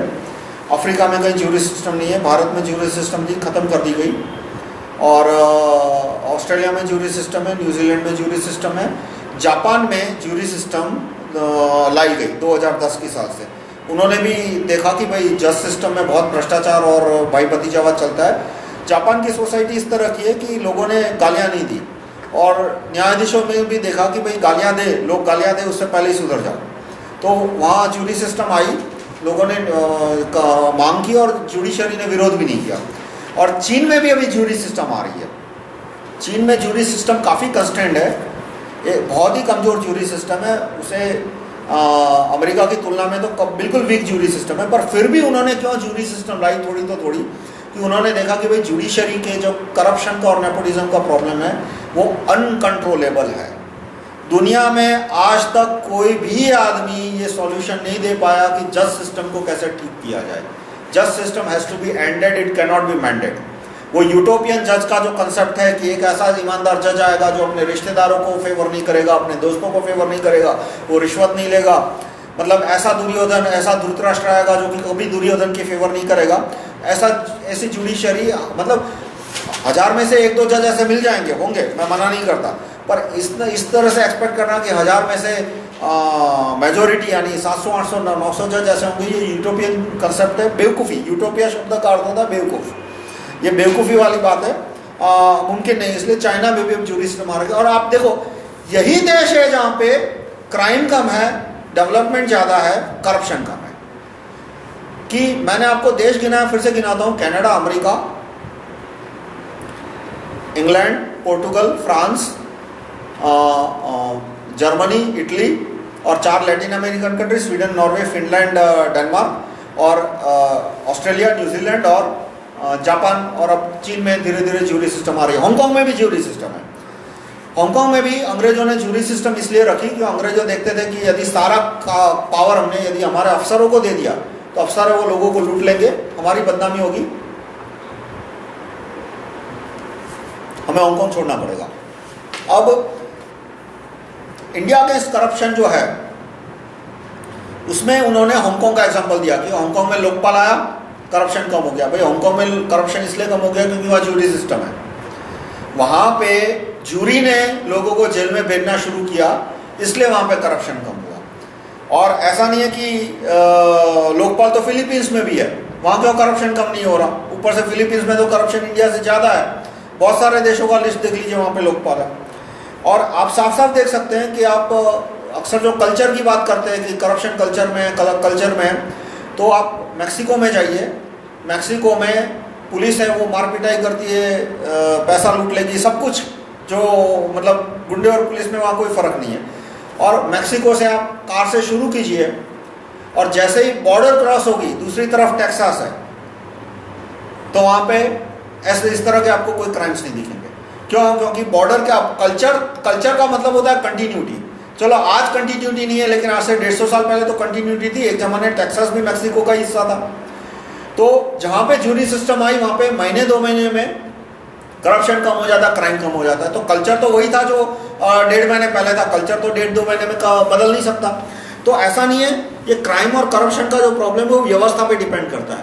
यदि व्यवस्था इस तरह की है कि गुंडा है वो आसानी से जज के साथ सांठगांठ बना सकता है और उसके द्वारा वो खुद को और अपने सारे गैंग मेंबर को एक के बाद एक रिहा कर सकता है, तो वहाँ पे क्राइम ज़्यादा होगा, करप्शन ज़्यादा होगा। अब जो मैंने आपको ज्यूरी के बारे में हिस्टोरिकल इन्फॉर्मेशन दी, तो इंडिया में भी ज्यूरी सिस्टम ला सकते हैं।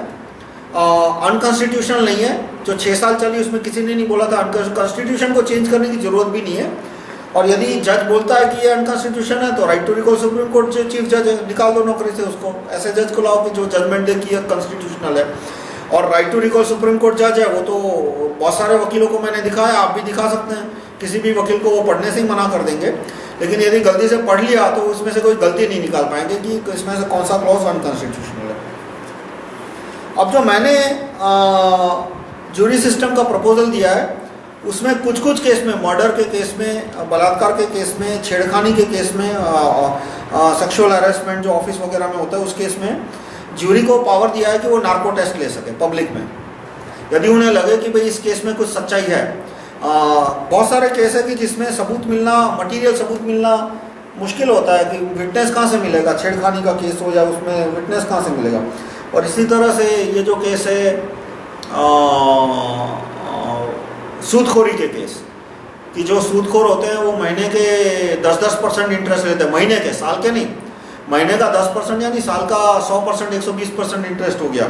तो वो भी पूरा कैश ट्रांजैक्शन होता है, सबूत तो होता नहीं है। लेकिन यदि नार्को टेस्ट लो उस सूदखोर का तो फटाफट सबूत निकलेंगे कि उसने 1-2 नहीं 100-200 आदमियों से इतना ही सूदखोरी लेके उनको एकदम कंगाल बना दिया और आत्महत्या के पॉइंट पे पहुंचा दिया। और अक्सर लोग आत्महत्या कर भी बैठते हैं। तो ऐसे केस में नार्को टेस्ट के द्वारा और सबूत ले सकते हैं। और जज के पास नार्को टेस्ट का पावर हो तो कितना मिसयूज होता है कि हमारे यहाँ नार्को टेस्ट लेना है या नहीं लेना जज के पास, जज डिसाइड करता है। तो जज ने क्या डिसाइड किया, सुप्रीम कोर्ट के जज ने कि जो आरोपी है एक्यूज्ड, उसकी परमिशन के बिना नार्को टेस्ट नहीं होगा। यानी कि कसब जैसा आदमी आता है 100-200 को उड़ा देता है तो भी उसकी परमिशन के बिना नार्को टेस्ट नहीं हो सकता। जो कसब का नार्को टेस्ट हुआ वो ये जजमेंट आने के 4 महीने पहले हुआ था, वरना यदि ये जजमेंट 4 महीने पहले आया था तो कसब का भी नार्को टेस्ट नहीं होता। यानी कसब हो या हसन अली हो या ए राजा हो, ये जो एक्यूज्ड है उनके परमिशन के बिना नार्को टेस्ट नहीं लेना चाहिए, ऐसे हमारे सुप्रीम कोर्ट के जज कहते हैं। 3 जज ने जजमेंट दिया था और जो एग्जिस्टिंग जज है सुप्रीम कोर्ट के जज है वो भी उसको कायम रखना चाहते हैं। उन्होंने इस जजमेंट के पास पावर है, कापड़िया के पास पावर है कि वो इस जजमेंट को रिवर्स कर सके 5 जज की बेंच बिठा के, पर वो इस जजमेंट को रिवर्स करने की कोई उसमें दिलचस्पी नहीं दिखा रहे। वो भी कहते हैं कि नहीं, एक्यूज की परमिशन के बिना नार्को टेस्ट नहीं हो जाए। तो ये कसब है या हसन अली है या जो इतने भी भ्रष्ट लोग हैं, ए राजा हो या सुरपंखा गांधी हो या ये कलमड़ी, तो ये क्या भ्रष्ट लोग ऐसा कहेंगे कि हाँ मेरा नार्को टेस्ट लो। तो मैंने जो प्रोसीजर प्रपोज किया उसमें narco test by majority approval है और दूसरा नार्को टेस्ट बाय ज्यूरी है। अब आएगा, अक्सर मुझे कानून के विद्यार्थी मिलते हैं, पॉलिटिकल साइंस में BA MA के वो मिलते हैं, तो बोलते हैं कि भाई राइट टू रिकॉल जुडिशरी पे कैसे पॉसिबल है। मैंने बोला कि भाई अमेरिका में है राइट टू रिकॉल, तो क्या राइट टू रिकॉल में जुडिशरी में कहा? मैंने कहा है अमेरिका में राइट टू रिकॉल गवर्नर है, right to recall high court chief जज है, टेक्सास में है, कैलिफोर्निया में है, कुछ 10 एक राज्यों में है, राइट टू रिकॉल डिस्ट्रिक्ट जज वहाँ प्रैक्टिकली हर एक जिले में है। तो पहले मेरे सामने देखते हैं कि भाई ये बात तो हमको बता ही नहीं हमारे पाठ्य पुस्तक लिखने वालों ने। तो ये पाठ्य पुस्तक लिखने वाले हैं वो चोर उच्चके बदमाश से कम नहीं होते। मैं उसे टेक्स्ट बुक माफिया बोलता हूँ।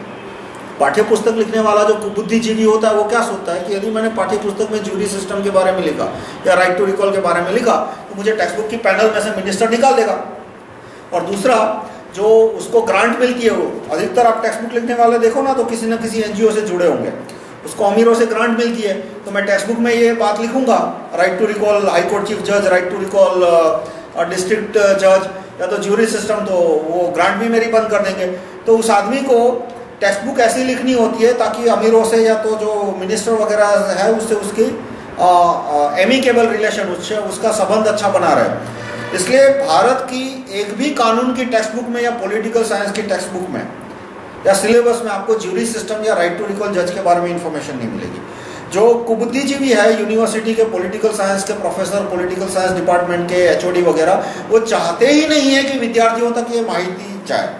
मैं यहाँ तक उन्हें कहा कि आप बोलते हैं कि ये चीज़ बकवास है तो लिखो टेक्स्ट बुक में कि भाई अमेरिका में ज्यूरी सिस्टम है, और लिखो कि ज्यूरी सिस्टम बकवास है, गलत है ज्यूरी सिस्टम। आपको अपना ओपिनियन रखना हो तो रखो, पर ये इन्फॉर्मेशन सप्रेस क्यों कर रहे हो कि विद्यार्थियों को तक इन्फॉर्मेशन ही नहीं जानी चाहिए कि अमेरिका में ज्यूरी सिस्टम है, विद्यार्थियों को तक इन्फॉर्मेशन ही नहीं जानी चाहिए कि भाई अमेरिका में right to recall high court chief जज है। क्यों? क्योंकि ये इन्फॉर्मेशन ऐसी है कि 99% लोग तो जो यंग मुझे मिले वो इसको अप्रिशिएट करते हैं कि ये सच होना ही चाहिए। ये क्या कि एक जज आके चढ़ बैठा, हम 100 करोड़ आदमियों के पास, होता कौन है कहने वाला कि ये कॉन्स्टिट्यूशनल और ये कॉन्स्टिट्यूशनल नहीं है और बोलने वाला। भाई आज का यूथ है वो इस तरह का डोसाइल यूथ नहीं है कि जितने चाहे उतने डंडे मारे और हाँ में हाँ मिलाता जाए। तो jury system, right to recall, ये कंसेप्ट उनको अपील करते हैं, इसलिए उनको इन्फॉर्मेशन ही ना दी जाए। इसलिए पाठ्य पुस्तक लिखने वाले जो बुद्धिजीवी है वो उसे स्कूल में या उसके कॉलेजों के पाठ्य पुस्तक में लिखते ही नहीं है। दूसरा, जो टीवी चैनल वगैरह है वो तो आप जानते ही, every news is a paid news, every editorial is a paid editorial, every columnist is a paid columnist. तो जो कॉलम लिखने वाले भी बुद्धिजीवी है, फिर वो अरुण शौरी हो या तो ये अंकलेश्वरी है, जितने भी कॉलमिस्ट है वो भी पब्लिक को राइट टू रिकॉल जज जो अमेरिका में है या दूसरे देशों में है और ज्यूरी सिस्टम के बारे में कोई इन्फॉर्मेशन नहीं देते, क्योंकि वो देखते हैं कि इस तरह की इन्फॉर्मेशन यदि उन्हें कार्यकर्ताओं को और पब्लिक में देनी शुरू की तो अमीर आदमी जो उसके कॉलम के को सब्सिडाइज कर रहा है वो बंद करा देगा। ये कॉलम का इकोनॉमिक्स क्या होता है कि मान लो मुझे अखबार में कॉलम चाहिए तो अखबार का मालिक बोलता है कि भाई इतना कॉलम है वो छाप दूंगा, पर बदले में तो मुझे इतनी एडवर्टाइजमेंट ला के दे। तो या तो मुझे इतनी एडवर्टाइजमेंट ला के देनी पड़ेगी, या तो मेरा कोई इंडस्ट्री में कोई आका हो, मास्टर हो मेरा, या तो मेरा गॉडफादर हो, वो इंडस्ट्री है, इंडस्ट्रियलिस्ट है जो कि अखबार वालों को करोड़ों की एडवर्टाइज दे रहा है हर साल की। तो इंडस्ट्रियलिस्ट उस अखबार के मालिक को या टीवी चैनल वाले को फ़ोन करेगा कि भाई ये मेरा आदमी है, मेरा ही चमचा है, इसका कॉलम तुम कल से शुरू कर दो। तो ये कॉलम का इकोनॉमिक्स होता है। Every column is a paid column, कि वो कॉलमिस्ट का यदि कोई इंडस्ट्री में गॉडफादर या आका नहीं है तो उसका कॉलम है वो बंद हो जाएगा। तो उसको अपने गॉडफादर क्या चाहता है क्या नहीं चाहता है उसकी लिमिट में रह कर लिखना होता है। तो देश में अमीर आदमी, कोई देश में, अमेरिका के अमीर आदमी भी नहीं चाहते कि ज्यूरी सिस्टम हो। अमेरिका में भी जो बड़े नेता है, प्रेसिडेंट लेवल के, वाइस प्रेसिडेंट, गवर्नर, वो नहीं चाहते कि ज्यूरी सिस्टम हो, क्योंकि ज्यूरी है वो आम आदमी है, वो उनकी सत्ता में कटौती लाती है, बुरी सत्ता में, अच्छी सत्ता में नहीं। उनको गलत काम करने होते हैं तो ज्यूरी उनके रास्ते में रोड़े अटका सकती है। इसलिए वो जो कॉलमिस्ट है अखबार में वो भी कभी ज्यूरी सिस्टम के बारे में नहीं लिखेंगे। मैं पिछले 12 सालों से ज्यूरी सिस्टम का प्रचार करता हूँ, तो अधिकतर हाईली लिटरेट लोग जो कि अखबार का पूरा कॉलम पढ़ते हैं, किताबें पढ़ते हैं, बुक्स पढ़ते हैं, बुक्स मतलब जो एमिनेंट इंटेलेक्चुअल जो बोलते हैं, एमिनेंट इंटेलेक्चुअल्स बुक लिखते हैं, वो बुक पढ़ते हैं, वो भी बोलते हैं कि भाई हमें ज्यूरी सिस्टम का जे भी पता नहीं था, हमें पता भी नहीं था कि भाई दुनिया में, एक ब्रह्मांड में ऐसे देश है जहाँ पे जजमेंट जज नहीं देता, पब्लिक देती है। मैंने कहा देती है इतना नहीं, पिछले 250 साल से अमेरिका में ज्यूरी सिस्टम चल रही है और इसलिए अमेरिका इतना मजबूत देश बना है। अब आप और आप ये भी देखिए, आपको अभी भी कोई भी कानून की किताब ले लो, कोई भी वकील से बात करो या तो कोई जज से बात, जो कानून की किताब जिसने पढ़ी हो, लिखी हो या तो उसके टच में आता हो, उससे पूछिए कि भाई आपकी किताब में कभी भी जूरी सिस्टम के बारे में आपने पढ़ा। एमए पॉलिटिकल साइंस वाले को पूछियो कि आपने राइट टू रिकॉल जज अमेरिका में है उसके बारे में डिटेल में पढ़ा। बीए पॉलिटिकल साइंस वालों को तो कुछ भी नहीं पता, यहाँ तक कि उनको एक कंपैरेटिव गवर्नमेंट का सब्जेक्ट होता है, कंपैरेटिव पॉलिटिक्स।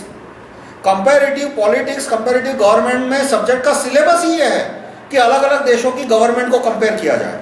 तो जब अमेरिका और इंडिया की गवर्नमेंट का कंपैरिजन आता है तो उसमें जूरी सिस्टम नहीं होती, उसमें राइट टू रिकॉल नहीं होता, बस ये प्रेसिडेंशियल सिस्टम है, यहाँ पे प्राइम मिनिस्टर है, बस बात खत्म। एक ही पॉइंट पे वो लोग बात खत्म कर देते हैं कि भाई यहाँ पे पार्लियामेंट्री सिस्टम है, अमेरिका में प्रेसिडेंशियल सिस्टम है।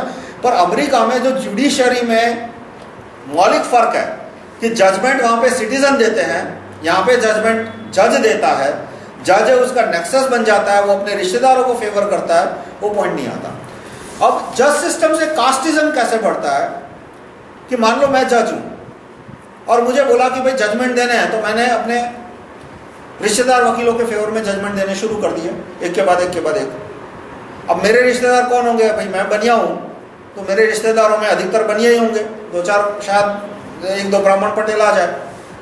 तो सोसाइटी में क्या परसेप्शन आएगा कि मैं कास्टिस्ट हूँ? असल में मैं कास्टिस्ट नहीं हूँ, गरीब बनिया आया तो थप्पड़ मार के भगा दूंगा।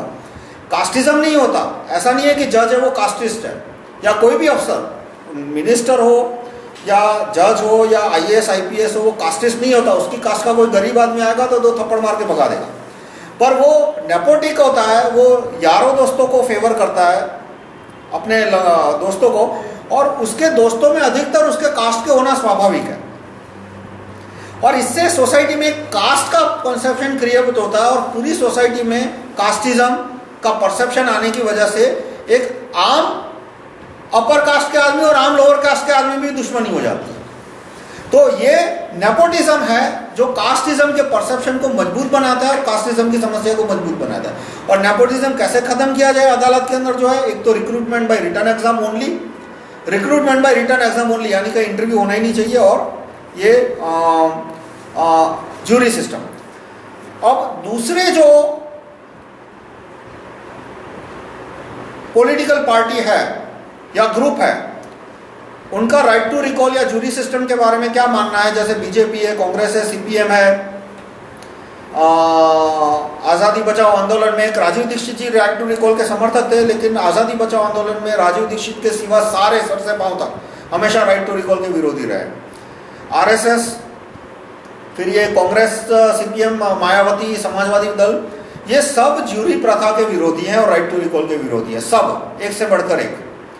वो अपने कार्यकर्ताओं को आदेश देते हैं कि राइट टू रिकॉल का प्रचार बंद करो, जूरी सिस्टम का प्रचार बंद करो। आपको विश्वास नहीं होता तो आप उनको फोन करके पूछ लीजिए।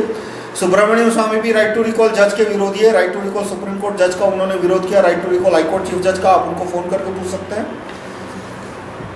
अब अक्सर ये बात कही जाती है कि नहीं, अच्छे आदमी लाओ, जो पुराने जमाने में सतयुग में हुआ करते थे या द्वापर युग में हुआ करते थे। तो ऐसा कुछ नहीं है, अच्छे आदमी है, सिस्टम का इंपॉर्टेंट होता है। इसमें मैं आपको ये सुप्रीम कोर्ट ऑफ हस्तिनापुर का केस सुनाऊं। सुप्रीम कोर्ट ऑफ हस्तिनापुर में उस समय चीफ जस्टिस थे जस्टिस धृतराष्ट्र, और नेपोटिज्म उस समय भी था जुडिशरी में कि उनका लड़का एक क्राउन चीफ जस्टिस था, मतलब कि उनके मरने के बाद वो क्राउन चीफ जस्टिस दुर्योधन। तो भाई सुप्रीम कोर्ट होता है देश के काम के लिए, वहां उन्होंने जुए खेलने शुरू कर दिए।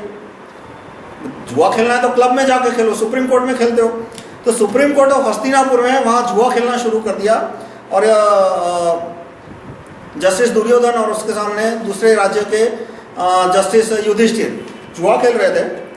और बाकी जब द्रौपदी की वहां पे पब्लिक में जो छेड़खानी हुई, तो आप देखिए उस समय professor doctor Dronacharya supreme court में मौजूद थे।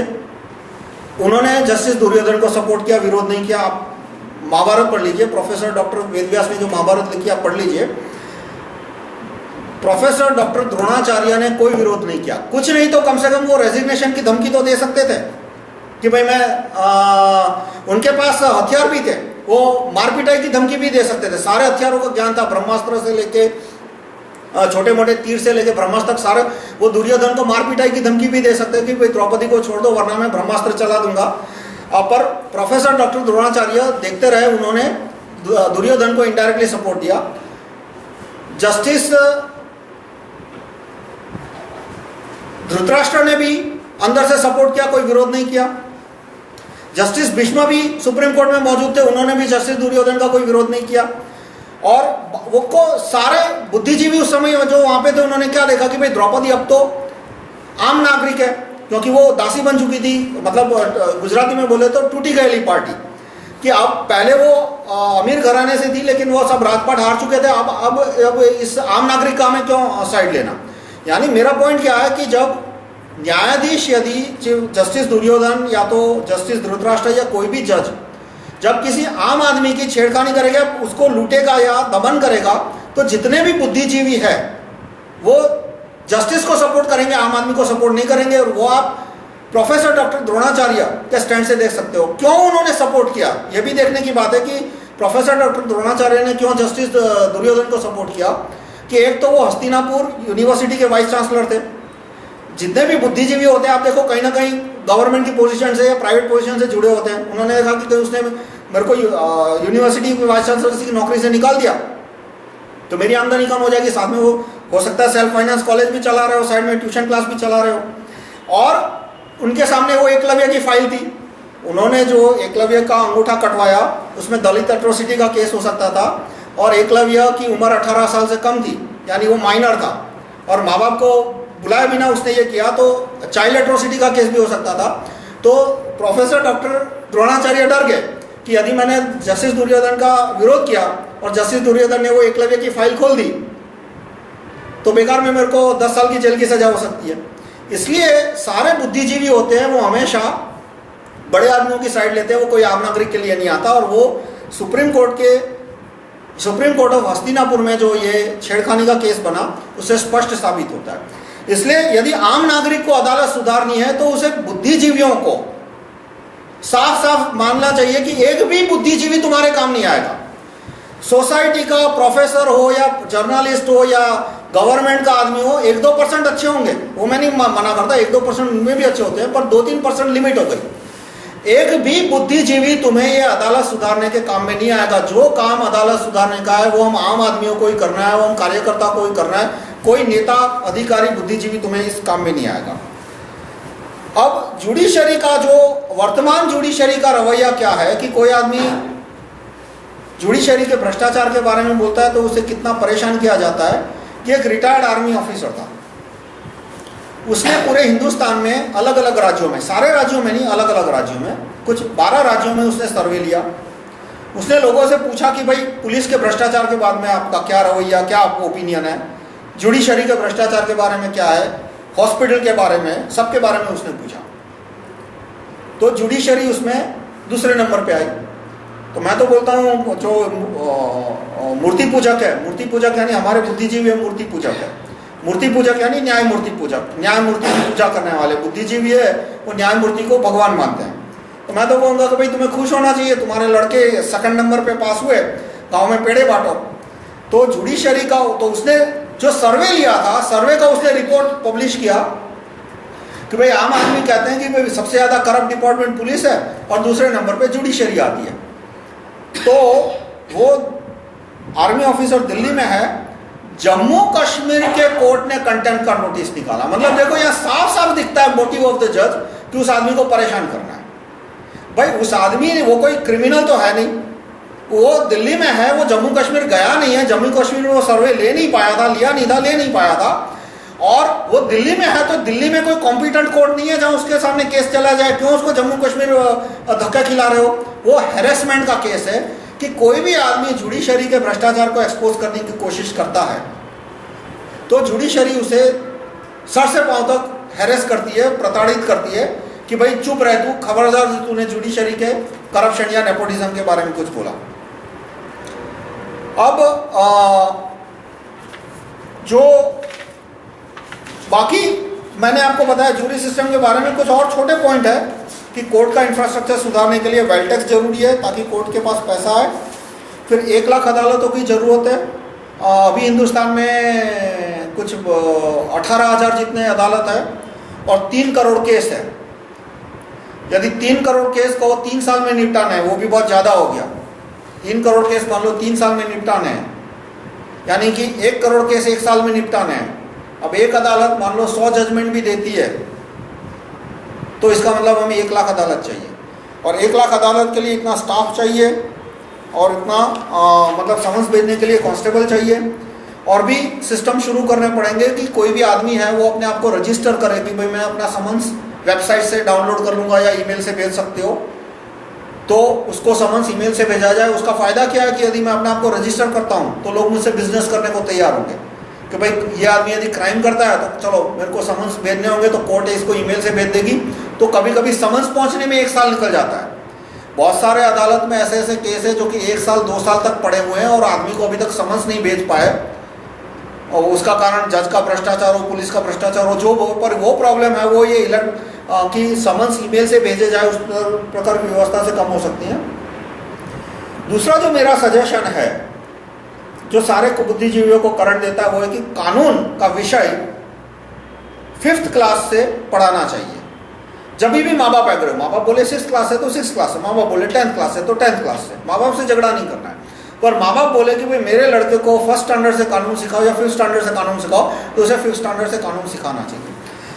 सारे बुद्धिजीवी या कुबुद्धिजीवी इसके विरोधी है कि नहीं, आम नागरिक को कानून के बारे में कोई जानकारी नहीं देनी चाहिए। LLB में तो देनी पड़ेगी क्योंकि वकील चाहिए कोर्ट चलाने के लिए, इसलिए देनी पड़ेगी, इसलिए LLB में कानून सिखाओ। लेकिन वो 12th के लड़के को भी बोलते हैं कि कानून नहीं सिखाना चाहिए।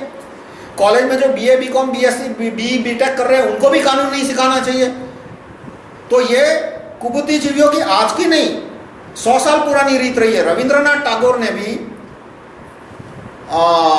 मैं उन्हें कमीना आदमी मानता हूँ रविंद्रनाथ टैगोर, जो जनगण गण है वो उसने नोबेल प्राइज चाहिए था, इसलिए उसने शहंशाह की तारीफ में लिखा कि तुम हमारे भगवान हो, तुम्हारी वजह से हिंदुस्तान उठ के तुम्हारा आशीर्वाद मांगता है वगैरह। जो उसने गाना लिखा था, जनगण बैन होना चाहिए, गवर्नमेंट प्लेस पे बैन कर देना चाहिए, और उसकी जगह वंदे मातरम को हमारा राष्ट्रगीत रखना चाहिए। तो रविंद्रनाथ टैगोर ने भी शांति निकेतन में कानून के विषय पे पाबंदी लगा रखी थी कि विद्यार्थियों को कानून का शिक्षण नहीं मिलेगा।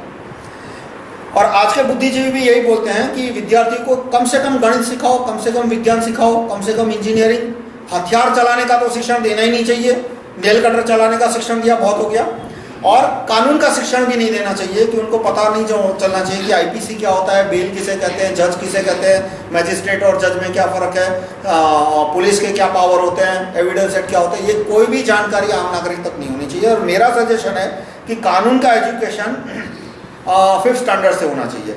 और जितने आप MP से मिलोगे तो जो MP ऑपोजिशन में है वो लो एजुकेशन को सपोर्ट करते हैं, लेकिन वो जब पावर में थे तब उन्होंने ये कुछ नहीं किया। जैसे कि मैंने अहमदाबाद में सुब्रमण्य स्वामी की स्पीच सुनी थी, तो उन्होंने बोला था कि कानून का एजुकेशन स्कूल से शुरू होना चाहिए।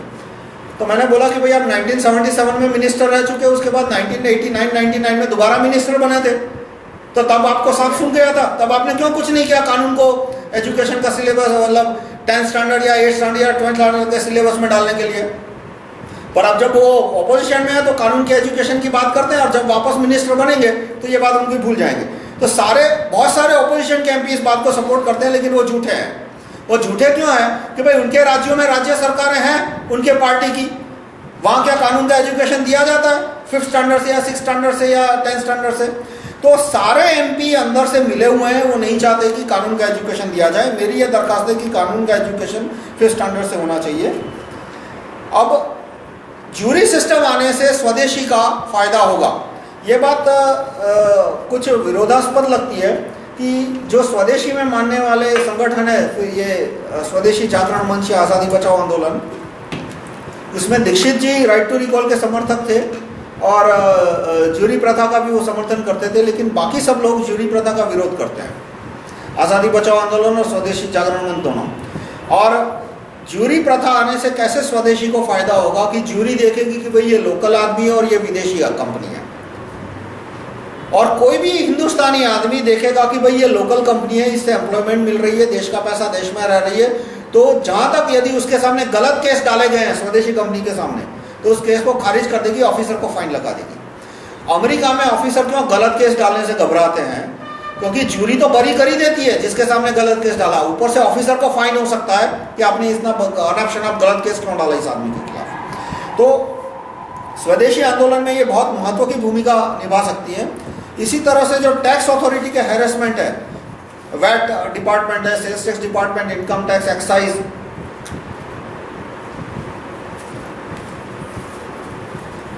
वो जूरी सिस्टम आने के बाद खत्म हो जाएगा कि जूरी देखेगी कि भाई ये आदमी एक छोटा मोटा कारखाना चला रहा है, एक्साइज वालों ने आके कारखाना बंद करा दिया, केस ठोक दिया इसके ऊपर। केस देखा उन्होंने, भाई केस तो कुछ नहीं है, ये आदमी तो एकदम ईमानदार है। अब जूरी सोचेगी कि अब हमने इस आदमी की मदद नहीं की तो क्या होगा, ये आदमी फैक्ट्री बंद करके चला जाएगा, ये चला जाएगा, दूसरा चला जाएगा, तीसरा चला जाएगा, तो युवकों को एम्प्लॉयमेंट कौन देगा? यदि युवक अनएम्प्लॉयड हो जाएंगे तो गरीब हो जाएंगे, गुंडागर्दी पे आ जाएंगे, आवारागर्दी पे आ जाएंगे। इसलिए जो जूरी होती है वो हमेशा एक उद्यमी व्यक्ति को आदर की नज़र से देखती है कि भाई ये उद्यमी व्यक्ति है, वो कुछ कारखाना चला रहा है, वो कुछ धंधा पानी चला रहा है, दुकान चला रहा है, तो उसकी वजह से हमारे आसपास के एरिया के युवकों को नौकरी मिल रही है, समृद्धि मिल रही है, उनको वो आवारागर्दी नहीं करते, गुंडागर्दी नहीं करते। इसलिए जूरी हमेशा प्रो एम्प्लॉयर एटीट्यूड रखती है। फिर एम्प्लॉयर यदि शोषण कर रहा है तो अलग बात है, तो वो एम्प्लॉय का पक्ष लेगी। लेकिन गवर्नमेंट का ऑफिसर का अप्रोच अलग होता है। गवर्नमेंट ऑफिसर दो रीजन से उसको परेशान करता है, एक तो उसको पैसा उगलवाना है, दूसरा कि कभी कभी जो बड़े उद्योगपति होती है, मल्टीनेशनल कंपनियां वगैरह, वो अफसरों को रिश्वत देती है कि जाओ तुम छोटे उद्योगों को, फैक्ट्री वालों को परेशान करो ताकि वो अपनी फैक्ट्रियां बंद कर दे, ताकि हमारा धंधा बढ़े। तो वो बिल्कुल बंद हो जाएगा जब जूरी को पता लगेगा कि भाई ये अफसर तो बड़ी कंपनियों के इशारे पे काम कर रहा है, और दिख तो जाएगा ही, रवैये से बात ठीक लगेगी कि भाई ये कानून तूने मल्टीनेशनल कंपनी में क्यों नहीं लगाया, जो इस छोटे आदमी पे ये कानून की एक के बाद एक सारी कलमें लगा रहा है। तो रवैये से पता लग जाएगा, तो जूरी ऐसे अफसर को दंड करेगी या तो नौकरी से निकाल देगी, तो अपने आप छोटे उद्योगपतियों का प्रोटेक्शन बढ़ेगा। जिस देश में जूरी प्रथा मजबूत है, जूरी सिस्टम, वहीं पे छोटे उद्योगों को प्रोटेक्शन मिल पाया है। तो जूरी सिस्टम आने से ये जो इंस्पेक्टर राज है, income tax inspector, sales tax inspector, excise inspector, custom, फिर प्रोविडेंट फंड, लेबर, ये सारा इंस्पेक्टर राज है, जूरी सिस्टम आने से खत्म हो जाएगा, और इससे देश में उद्योग बढ़ेंगे और विकास होगा। तो ये सारे मैंने आपको बैकग्राउंड दिया कि एक तो भारत में अदालतें, मैजिस्ट्रेट से लेकर सुप्रीम कोर्ट तक सब भ्रष्ट हो चुकी है। हमारे बुद्धिजीवियों को अदालत सुधारने में कोई इंटरेस्ट नहीं है। आप किसी भी बुद्धिजीवी से पूछिए कि भाई मुझे 1 पेज, 2 पेज, 3 पेज का सॉल्यूशन दो कि किस तरह से सुप्रीम कोर्ट का नेपोटिज्म बंद हो सकता है, तो वो तुरंत टॉपिक चेंज कर देंगे। एक तो पहले न्यायाधीशों का भ्रष्टाचार, वो बोलेंगे न्यायतंत्र की कमियां। भाई मैंने न्यायतंत्र की कमियां गिनाने को नहीं बोला, मैंने बोला कि जुडिशरी जज साहब के भ्रष्टाचार का उपाय दो, उनके नेपोटिज्म का उपाय दो। तो वो तुरंत टॉपिक बदल देंगे कि नहीं, इस टॉपिक पे बहस ही नहीं होनी चाहिए, जुडिशरी की कमियां पे बात होनी चाहिए। फिर वो मुद्दा बनाएंगे सिर्फ एफिशिएंसी को कि देर होती है।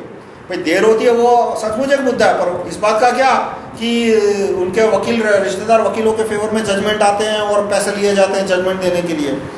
तो बुद्धिजीवियों को ये प्रॉब्लम सॉल्व करने में इंटरेस्ट ही नहीं है। आम आदमियों को करना पड़ेगा प्रॉब्लम कैसे, गैजेट में अच्छे कानून छपवा के। कौन से कानून, तो कौन से कानून में आपको जो कानून ठीक लगे, मैं जो सजेशन देता हूँ वो ये है, right to recall supreme court जज, right to recall high court जज, right to recall principal sessions court जज, फिर right to recall public prosecutor, state public prosecutor, national public prosecutor और डिस्ट्रिक्ट पब्लिक प्रोसिक्यूटर, फिर jury system supreme court, high court और lower court, तीनों में पूरी lower court से लेकर सुप्रीम कोर्ट हर जगह ज्यूरी सिस्टम होनी चाहिए, कहीं जज सिस्टम नहीं होनी चाहिए। और वेल्थ टैक्स ज़मीन पे, ताकि पैसा मिल सके अदालतें खोलने के लिए। 1 लाख अदालत खोलने की ज़रूरत है। और उसके बाद 5th स्टैंडर्ड से कानून का एजुकेशन डालना। जितने भी अदालत में अधिकारी काम करते हैं, न्यायाधीश, गवर्नमेंट ऑफिसर, सबके पास जो वेल्थ है वो इंटरनेट पर रखना। कौन से जज के पास कितनी वेल्थ है, उनके रिलेटिव के पास, जज के जितने रिश्तेदार हैं उनके भी वेल्थ के, और उनके रिलेटिव के पास जो कंपनियां और ट्रस्ट है। क्योंकि अधिकतर ये गवर्नमेंट ऑफिसर के रिश्तेदार क्या करते हैं, वो अपने नाम पे ज़मीन नहीं रखते, वो ट्रस्ट बना लेते हैं और ट्रस्ट के नाम पे 10-20 हज़ार करोड़ की ज़मीन भी हो सकती है, 50 करोड़ की भी हो सकती है। जैसे कि अडवाणी है, जिन्हें मैं एल्यूमिनियम पुरुष बोलता हूँ, अपने आप को वो लौह पुरुष बोलते हैं, लेकिन ये बांग्लादेशी घुसपैठियों की समस्या आई तो एल्यूमिनियम पुरुष बन गए। नेशनल आईडी सिस्टम का कानून नहीं पास किया उन्होंने बांग्लादेशी घुसपैठियों को रोकने के लिए। तो जो एल्यूमिनियम पुरुष है वो एफिडेविट पे लिखते हैं कि उनके पास 5 करोड़ की संपत्ति है। ठीक है, सही संपत्ति है, उनके पास एक घर था, लिया था उन्होंने 25-30 लाख में, आज उसकी मार्केट वैल्यू 1 करोड़ हो गई। तो वो कोई भ्रष्टाचार का केस नहीं हुआ, मार्केट वैल्यू बढ़ गई तो बढ़ गई। तो उन्होंने बोला कि उनके पास 4-5 करोड़ की दौलत है, पर बाद में मुझे पता चला कि वो एक ट्रस्ट के ट्रस्टी है, कुशाभाऊ ठाकरे, और उस ट्रस्ट के पास ज़मीन है वो कुछ 40-50 करोड़ की है। तो ये एफिडेविट का क्या मतलब हुआ कि मेरे पास 5 करोड़ की प्रॉपर्टी है, और तो ट्रस्ट का नाम उन्होंने लिखा ही नहीं एफिडेविट में, और कानूनी लिखने की ज़रूरत भी नहीं थी। पर जितने भी ये जज है, MP है, MLA है, गवर्नमेंट में IS है, और उनके रिलेटिव के पास जो ट्रस्ट है, उनके ट्रस्ट और उनके रिलेटिव के ट्रस्ट, वो ट्रस्ट के पास कितनी ज़मीन है, कितनी प्रॉपर्टी है, वो भी वेबसाइट पे आनी चाहिए। और सिटीज़न को इन्वॉल्व किया जाए लॉ की प्रोसेस में, तो ज्यूरी सिस्टम तो है ही कि ज्यूरी समन्स आते हैं तो आदमी को जाना पड़ता है, प्लस प्रोसिक्यूशन समन्स, जो मैं बोलता हूँ कि अदालत में कोई केस चल रहा है तो नागरिक को समन्स भेजे जाएंगे कि भाई आपको कोर्ट में अटेंड करना पड़ेगा ये ट्रायल। वहाँ पे गवाह या वो ना विटनेस है, ना गवाह है, ना एक्यूज्ड है, ना विक्टिम है, पर आपको कोर्ट का ट्रायल अटेंड करना पड़ेगा ताकि नागरिक है वो अदालतों के कांटेक्ट में आए, अदालतों से प्रति उसका डर खत्म हो, उसका परिचय बढ़े अदालतों से। तो compulsory attending the court trial, इस तरह से कि भाई हर एक नागरिक को हफ्ते में साल में कम से कम 6 दिन कोर्ट का ट्रायल अटेंड करना पड़ेगा। इसमें यदि वो बिजी है तो चलो दूसरे दिन आए, उस दिन वो काम नहीं आ किसी काम में फंसा हो तो दूसरे, तीसरे, चौथे दिन आए, पर साल में कम से कम 5-6 दिन उसे कोर्ट के ट्रायल अटेंड करने पड़ेंगे, कोर्ट का चीज़ उसको समझने की कोशिश। और अधिकतर लोग इसमें रुचि भी लेंगे, क्योंकि हर एक आदमी को पता है कि किस्मत का कोई भरोसा नहीं, कब उसको कोर्ट के चक्कर काटने पड़े। तो इस तरह से हम नागरिक और कार्यकर्ता बिना नेता और बड़े नेता की मदद के बिना कानून अदालतें सुधार सकते हैं। जहाँ तक मेरा बड़े नेताओं का मैंने स्टडी किया, अन्ना हो या छोटे अन्य हो या सुब्रमण्यम स्वामी हो, या उनको भारत की अदालत सुधारने में उन्होंने कोई दिलचस्पी नहीं दिखाई।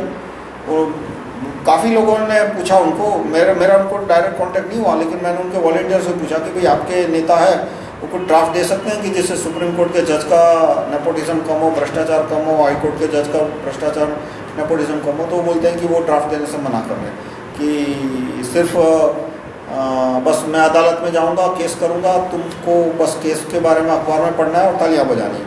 और दूसरे कि मैं लोकपाल के नाम पे अनशन पे बैठूंगा, मैं अनशन पे बैठूंगा, तुम्हें भीड़ इकट्ठा करके मेरी जय जयकार करनी है, कि अदालत सुधारने के लिए हम कोई गैजेट नोटिफिकेशन वगैरह नहीं देंगे।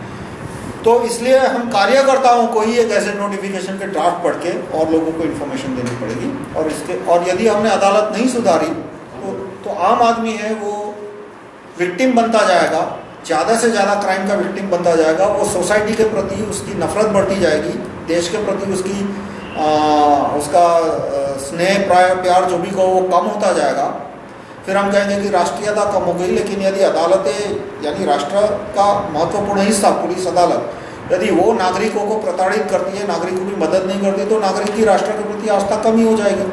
हमें जिन देशों में अदालतों में भ्रष्टाचार कम है वहाँ पेट्रियोटिक वैल्यूज़ ज़्यादा है, वहाँ के लोग ज़्यादा नेशनलिस्ट होते हैं। जैसे अमेरिका है तो वहाँ के लोग काफ़ी पेट्रियोटिक है, जापान तो वहाँ के लोग काफ़ी पेट्रियोटिक है। क्यों? क्योंकि उनको कोई परेशान करता है, गुंडा या सरकारी अधिकारी, तो अदालत उसकी मदद करते हैं, पुलिस उसकी मदद करती है, तो उनमें पेट्रियोटिज्म बना रहता है। और जिन देशों में अदालत और पुलिस में भ्रष्टाचार है, नेपोटिज्म है, वहाँ के लोगों के देश में आप वहाँ के देश के लोगों में आप देखोगे तो राष्ट्रवाद, नेशनलिज्म कम है। तो इस तरह से हम अदालतें बचा सकते हैं। धन्यवाद।